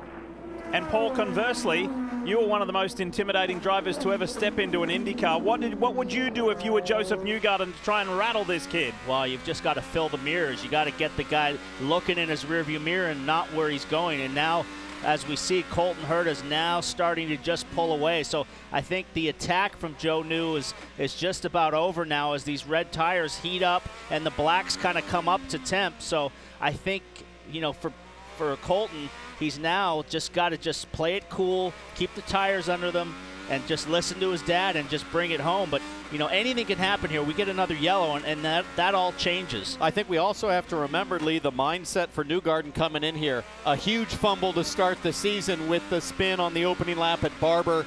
Championship took a big, big hit. So I think Newgarden in the back of his mind is, if I get a chance, it's got to be real high percentage. He cannot start this season with 2 DNFs. Firestone telemetry on the left-hand side of your screen there. Well, listening to Dad is something new this year in an IndyCar for Colton Herta. We've spoken about that several times, but if this young man can go on and see the checkered flag first, he will have, at the tender age of 21, as many IndyCar victories as his father, Brian. Brian won 4 times, and that's what's on the line today for Colton. Let's take a look back to just 7 days ago. First lap, second corner exit here. Joe New with the big old tank slapper. And just chaos behind. 6-7 cars taken out in this mess. Ryan Hunter-Reay with the biggest hit of all. Aeroscreen did a remarkable job to keep Ryan safe in that situation. But, Paul, a lot of carnage. A lot of carnage, a lot of damaged cars, and only a week to fix all of those cars. So we got a race next week on the big oval in Texas. So 3 in a row. So you have a bad day again like Rossi did today, and you're really in trouble for this championship. 8 laps to go around this 1.8 mile St. Petersburg circuit. Let's look a little further back behind these guys. They've left Simon Pagenaud several seconds behind, but Pagenaud's looking good for his first podium in a long time, since last July. So that'll give the Charlotte-based Frenchman a nice boost in the Australian gold livery car. Jack Harvey didn't have a top 5 all last season. So Harvey, who is 1 position further back, there's Jack in the AutoNation Sirius XM Honda for Meyershank Racing. This is going to be a huge boost for the English driver. And then behind him, Scott Dixon. Scott Dixon doing what Scott Dixon does. Just be there. Be there all the time. And Dixon will be 3rd in championship points if he stays where he is right now. So that's just fine. Nothing rattles the 40-year-old veteran, the 6-time champ. And we'll be going to a racetrack next week in Texas where Dixon was utterly dominant last year, and it's a doubleheader. So we could easily come out of the great state with Dixon in the championship lead once again, but there'll be a bunch of other cars that'll have something to say about that. Credit to Takuma Sato, who was up 9 positions from his starting spot. There he is there in that Shield Cleansers car. Will Power is the biggest mover of the race. Power is up 12 positions from where he started. 20th to 8th is the drive of the day for Will Power in that black and red car, right behind Marcus Ericsson. Ericsson's done a really stable and impressive job in the Husky Chocolates Honda. So good work from the Swedish driver. But Power knew that he had a lot of work to do, and he has done that work effectively. Power would keep, this is the important part, Paul, Power would keep his 2nd place in the championship if he stays where he is now in 8th. That's impressive. Very impressive start to the year, even though it was qualifying went really poorly for him. He's done a really nice, steady job, and I like right now the mindset that Will Power's in, Townsend. He just seems to be doing everything right so far this year. I was just thinking the same thing. It's very much a Scott Dixon-like performance to start the season. 2nd place there at Barber. Did everything he could, but he took what was available, and it seems like he's doing the exact same thing here today. That's how Scott Dixon is a 6-time champ. Will Power going after his 2nd. Our very own Marty Snyder broke the news yesterday that Power has signed a multi-year extension with Team Penske. He will finish his racing days with the captain. So big relief to start a new season. He started on the podium. More than likely he's not going to get there today, but that's fine. He'll keep 2nd in the championship, which is really good work. Behind Power, Rinus VK, the Dutch driver, the 20-year-old, has done a really good job in that Auto Geek Chevy. So he's been in the thick of it. He's been a little sideways at times. Some good passes, some good defense. It's been an all-round impressive performance from VK. And then Sebastian Bourdais here at his American home, and it's been his American home for a long time with Claire and the kids. Sebastian Bourdais is keeping the AJ Foyt Rocket Chevy in the top 10. This is a mean-looking car. And Sebastian has done a really nice job and has given the team an enormous boost. AJ Foyt Racing, their spirits are very high. Still see that piece of electronics, Paul, hanging off the nose of Bourdais. It still is hung on by a cable this whole time, but you were just talking about Grosjean. Yeah, he was getting beaten and banged all over the track, hit the wall 3 times on one lap. He radioed in, the car's damaged, I'm going to come and bring it in and stop. And they said, no, keep going. And he's still soldiering around in 14th place, so hanging on to a damaged car. Go, Bourdais with a big slide. Been some good passes today too. Last year on track, 145 total passes. Today, 158 on-track passes. And we're inside the final 5 laps here in St. Pete.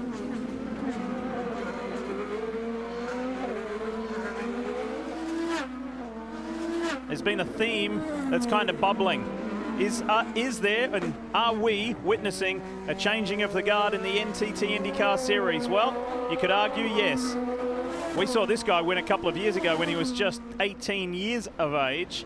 However, last week we saw a 24-year-old Spaniard win in Alex Palou, and Marty, we're about to see a 21-year-old win here today in a few laps. Well, Lee leading all but 3 laps and now 4 laps to go for Colton Herta. You mentioned that win at 18 years old, and you have to remind yourself, he is just 21 years old. That win at Circuit of the Americas, the first one ever. You think about the win at Laguna Seca. I would argue this is maybe the most impressive weekend performance by Colton Herta in his young career. Yes, he's done some amazing things, but to come to a place like St. Pete, put it on the pole, lead all but 3 laps and dominate, and 2 final restarts over a guy like Joseph Newgarden, who was pretty hungry. That's a pretty impressive performance, guys.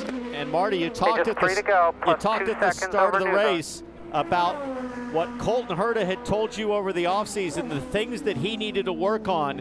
And this just seems like a celebration of learning here. He is putting the tire saving, the fuel saving, all of those little things that aren't just about one fast lap. He's putting everything together to make this happen.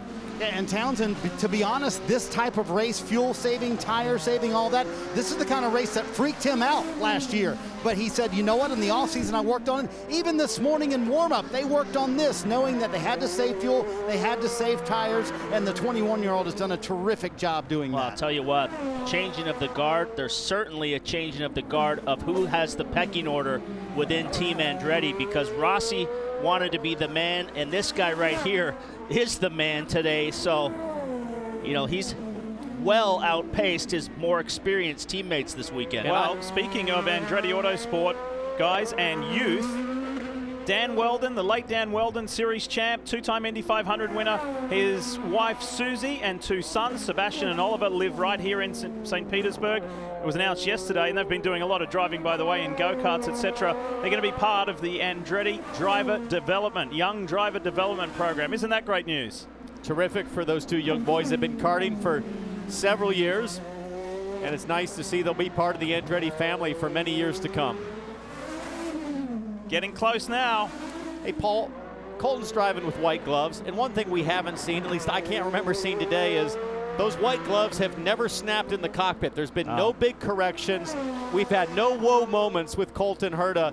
Every corner, every exit has been absolutely butter smooth in terms of rolling on the power and making the most of the Firestones, but not taking any more than what he has on offer. Wow, like father, like son. He certainly drives a lot like his dad, Brian. Silky smooth, doesn't make a lot of mistakes, so push to pass. Now he's going to try to lay down some fast laps now, bringing it home on the last lap, ensure that he's going to maybe go for fast lap of the race. 1 lap to go, less than 1.8 miles on what has been a spectacular day for Colton Herta.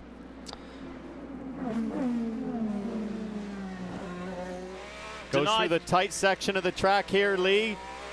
Nothing but concrete around you, but he's got such a nice gap, and once again, Smooth, deliberate. Oh, maybe that's a little bit for show. That's the most we've seen all day. I think he's on push to pass again. He's only a 10th off the fastest lap of the race, so I think he's going to try to go for that too and really put a cap on the weekend. What a day. What a day.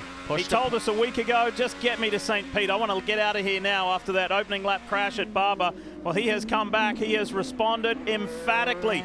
Colton Herta will win his very first street course race. Colton Herta at the Firestone Grand Prix of St. Pete sees that checkered flag first. He won, baby. Good job. Mario Andretti there to congratulate Brian.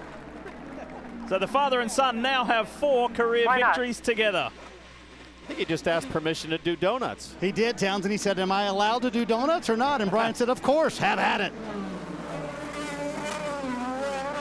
And he's mastered the donuts as well. Look at that perfect right front tire locked up. Perfect donuts right there as well. All right, nice job. Nice job. Wave to the fans on the way home. Wave to your fans. What a dad, huh? Yeah, really. Telling him everything to do. Now you got to show him, give him some energy in the podium. Tie your shoes, straighten your tie. Great race, bud. Controlled that start to finish. Lots of pressure at the end. You did great. Wave to your fans.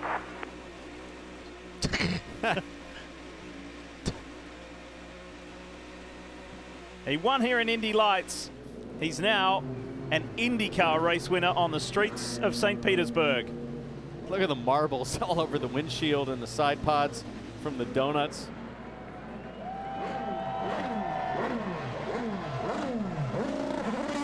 Yeah, buddy.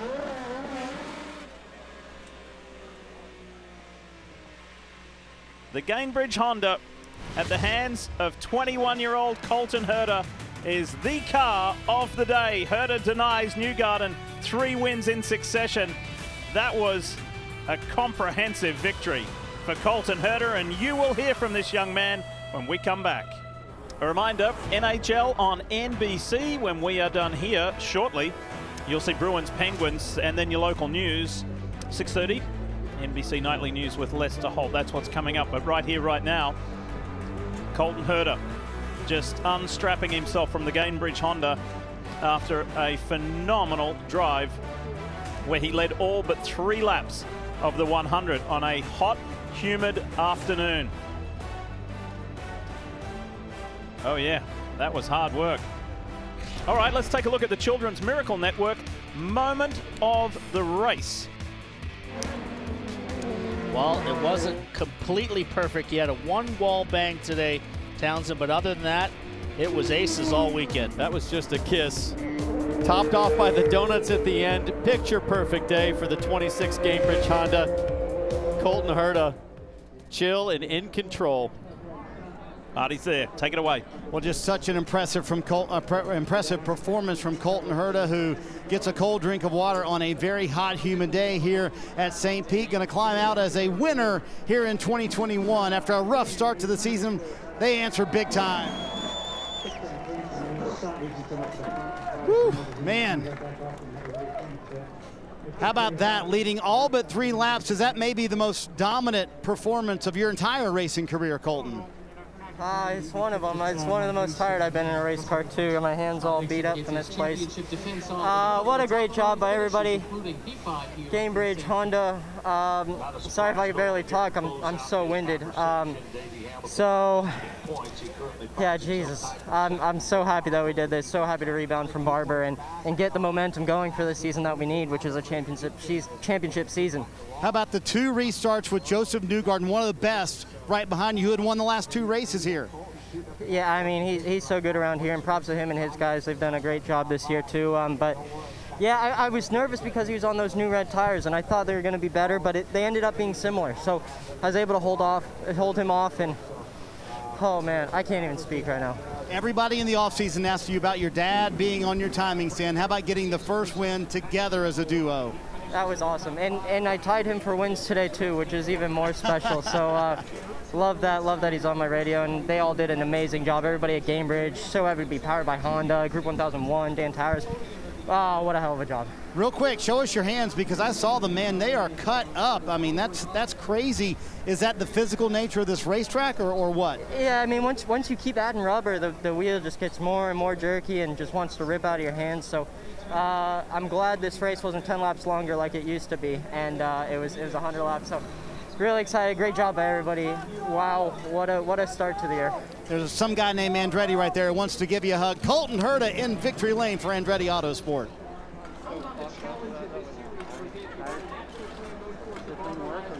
Michael Andretti, quick there to congratulate his young star on a phenomenal drive. I think, I mean, you can understand the level of fatigue.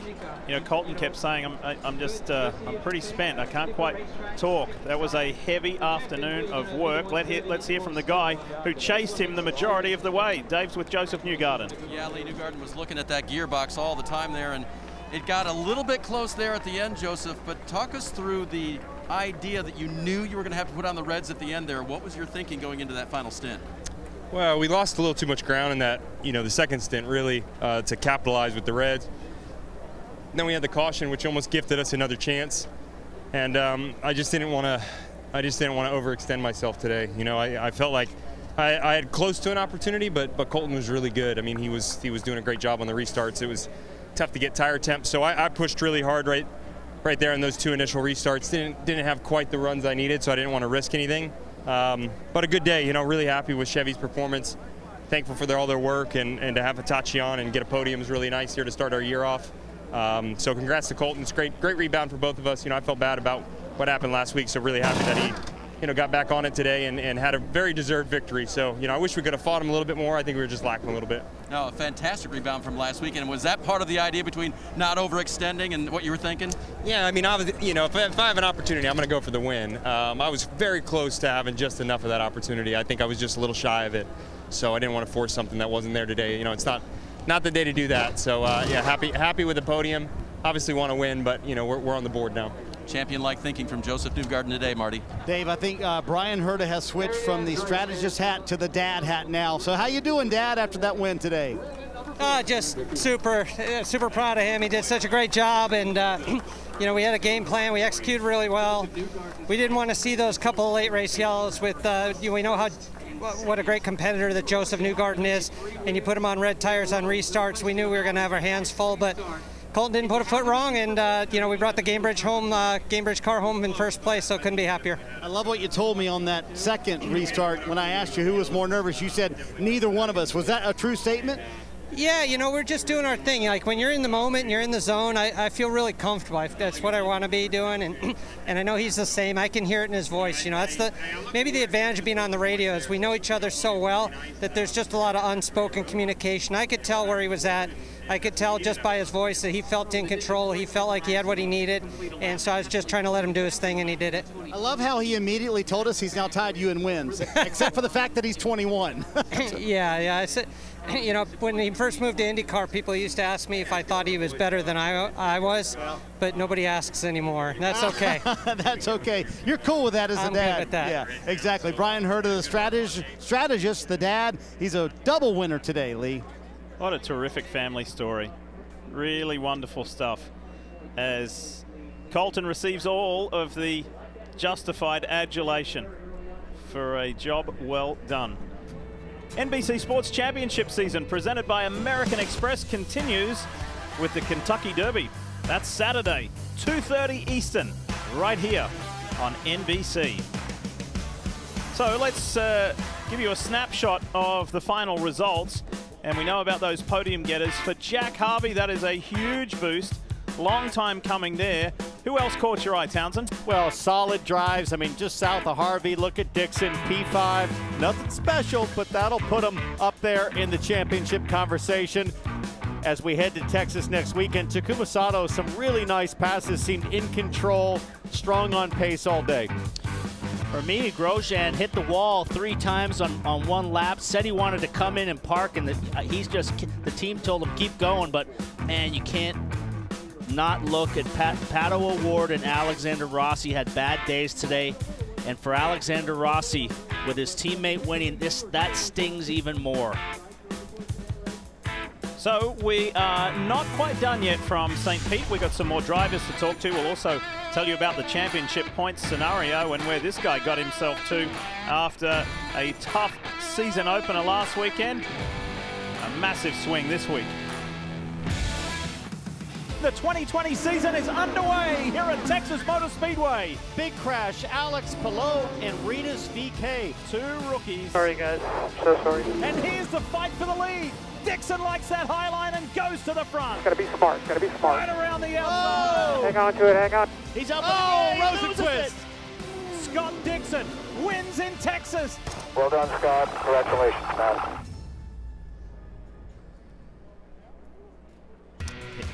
Big doubleheader next weekend at Texas Motor Speedway. Can't wait for that. First oval of the year.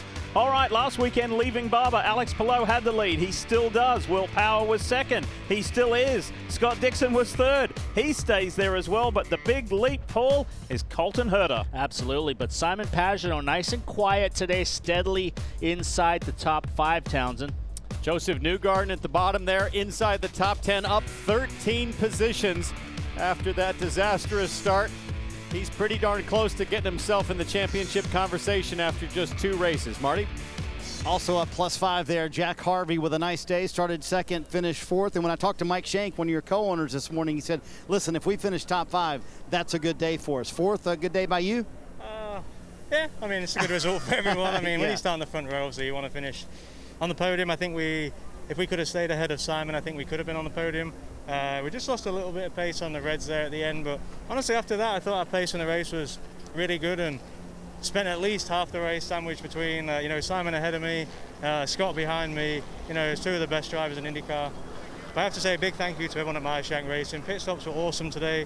The guys have been working really hard to deliver this result, and we're so close to pole positions, we're so close to podiums. If we keep working hard, we'll get there. Certainly building some consistency. You look worn out. I mean, it was very hot and humid today. Your hands are blistered pretty bad. You asked IndyCar Medical to look at that. Can you describe the conditions in the car today, Jack? It was just humid. I mean, I think my glove was slipping on my hand, slipping on the wheel, so just a lot of friction. I mean, I feel actually pretty good, in the car. I didn't have any cramps. I'm a pretty high sweater anyway. That British summer didn't prepare me too well for Florida. But I have to say a big thank you to everyone at AutoNation, SiriusXM, AutoNation's home race, celebrating the 25th anniversary, plus $25 million raised for Drive Pink. So just want to say a big thank you to them, and would have been awesome to got a podium for them. Yeah, a big day for Jack Harvey, Dave. Marty, Simon Pagenaud and team started the weekend with a beautiful new gold livery, Elvis-style glasses, and they end up on the podium. That must have been the right idea, right? Do you like my glasses? Yeah. Australian gold. I'm glad we had some sunglasses and sunscreen this weekend. It was a hot race, but overall very happy with the end. Yeah, no, it was good for you. I'm wondering what you were thinking, though. Joseph had to use the reds. You had the choice. Kyle chose to put them on. You think ultimately that was right in the end? Yeah, I think it was a great strategy. We really had a shot on restarts, but it's too slippery on the inside to go for it. I noticed it when I tried to pass Jack. But really, when I lost the race with Joseph and Colton is at the beginning with at the end of the first stint against Jack. But overall, I think it was a great performance from a 22 Chevy Australian Gold team. That was a great performance. Take on street course would be very strong. Can't wait for the oval, especially Indy and Texas. I know you and I laughed a little bit. It wasn't that long ago that you were on the podium. It was just last year. But hey, this is the first time in 2021. Yeah, we finished really well here. I believe we finished 6th last year, and then we made some more improvement over the winter. The whole team is giving us a lot of support to give us the best cars out there. So thanks to them, and thanks to Chevy for giving us all the horsepower we need. Excited about the year. Yeah, he looked good today, and the rest of the year, Marty, should be good for Simon Pagenaud. Well, Dave, certainly not the day that Alexander Rossi was hoping for coming into this. Certainly have feeling like he had a good car. All right, walk me through what happened there with Graham Rahal when you had the flat right front tire. Well, the flat came from the turn 4 issue, so I was out of the pits on cold tires, and you're just going for the same part of real estate, and I feel like I gave him room. Didn't have him on the curb or anything, and it's one of those racing things. Obviously, looking at that, it's unfortunate that He ended up on the outside of me when I had the flat tire. You know, I wasn't trying to drive him out into turn 5, but the contact into 4 is what kind of caused our issue. And it's one of those things. You're racing for the same piece of real estate. You know, I thought we had the nose ahead into the corner and gave him the room that I thought he needed, and it didn't work out that way. Was it one of those incidents where you feel like you needed to go talk to Graham or not?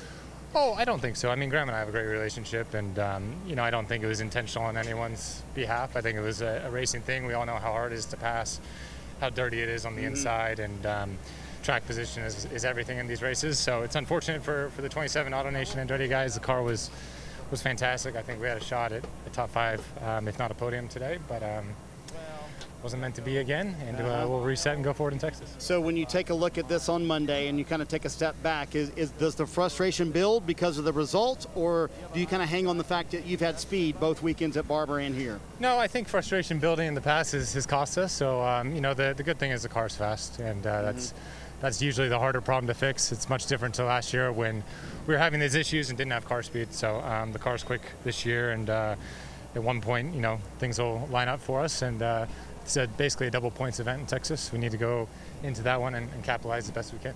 And he mentions that 2 races next week at Texas, where they have traditionally been very strongly, and of course the month of May coming up, where Alexander Rossi is always one of the cars to beat. Yeah, good to hear his take on that as just a racing incident with Graham Rahal. Unfortunate for both of them because Rossi finished 21st and 2 laps down. Graham Rahal finished 15th on the lead lap, but a lot further back than where they both had the potential to be. 40-yard dash, PT, me versus you. Who's going to win? Oh, you. How about, what do you got? Probably bench. You would destroy me in the bench press. I don't know. I'm all show, no go, brother. Well, what a day. Now. What a day. What's your overall reaction to how it went down? I mean, I think the championship's got an interesting scope to it this year. Lots to talk about. Certainly does. I mean, it's typical street racing. I'm amazed, actually, at how beat up these guys are. The hands, the shoulders, everything are wore out. We're 3 in a row now. Texas coming up next week, and you're going to have to hang on to that steering wheel with everything you got for 2 races, 2 nights in a row. And these guys are already beat up. There's not going to be a whole lot of time for any tempers to chill. I'm curious how the other side of that crash might look from Graham Rahal. Dave Burns? Yeah, let's find out. Townsend just informed him of kind of what Rossi had to say about the whole deal. What's your perspective? Yeah, I mean, I don't know exactly what he said, but I do think it's a little bit of a racing incident. Obviously, you know, I had a bit of a slow pit stop. I think he might have as well. We thought we were going to just clear him. You know, obviously he blocked into 4, but I have to, you know, you've got to make the move, and we hit wheel to wheel, and that happens, you know. But you know, I think Alex is a pretty fair guy, so I don't think there's any hard feelings. It's, you know, it's a shame with the flat right front, because I think we both could have gotten through perfectly fine, continued our days, but you know, it is what it is. It's frustrating for us. I thought our team and our car was fast. People saw that in the first stint. You know, we were able to move forward, but just missed opportunity. All right, you'll have another one next week at Texas. Good luck on the oval. Graham Rahal finishing not quite where he wanted to, Lee. What's your take there, Paul? Well, disappointed. I'm too measured and too PC for me. I want to hear a little bit of hate. I want to hear a little bit of, you know, smack talk. I think they both pointed out the obviously, which is that had it not been a flat right front for Alexander Rossi, they probably could have just fought through the next few corners. They obviously respect each other a lot. As all the drivers and teams go through their respective debriefs, so do we, and we're going to say hello one last time to Rutledge Wood. Lee, what a great time it was to be back at another street course. All I can say is Nashville's going to be insane this year. Long Beach fans, if you're ready to get back out there and go see a race up close, these street courses just pack in the entertainment. It's amazing, and I had a great time, guys. Thanks for having me. Good stuff. Great to have you here, Rutt. That's for sure, on a memorable day in St. Petersburg, Florida, where 21-year-old Colton Herta dominated the race today, led 97 of the 100 laps run on a warm and humid day. That was a pretty big physical test for the drivers, and now this championship is nice and close. There he is, the young Californian, now a 4-time IndyCar race winner. Looking forward to Texas Motor Speedway next week, PT? Oh, certainly. It's going to be a exciting race. No room for error there, Townsend. You better get out of there with some points or you're going to be in real big trouble. It's fast, it's dicey. Saturday night and Sunday night. Going to be fun to see the double down at Texas. Remember NHL on NBC. Bruins Penguins coming up next as we say farewell, and next week coverage from Texas Motor Speedway, the doubleheader. We'll kick it off at 7 p.m. Eastern on Saturday on NBCSN. Bruins Penguins, they're up next. Thanks so much for watching the NTT IndyCar Series here on NBC Sports. We say well done, Colton Herta. So too does his dad and Mario Andretti. What an awesome day for this great young driver.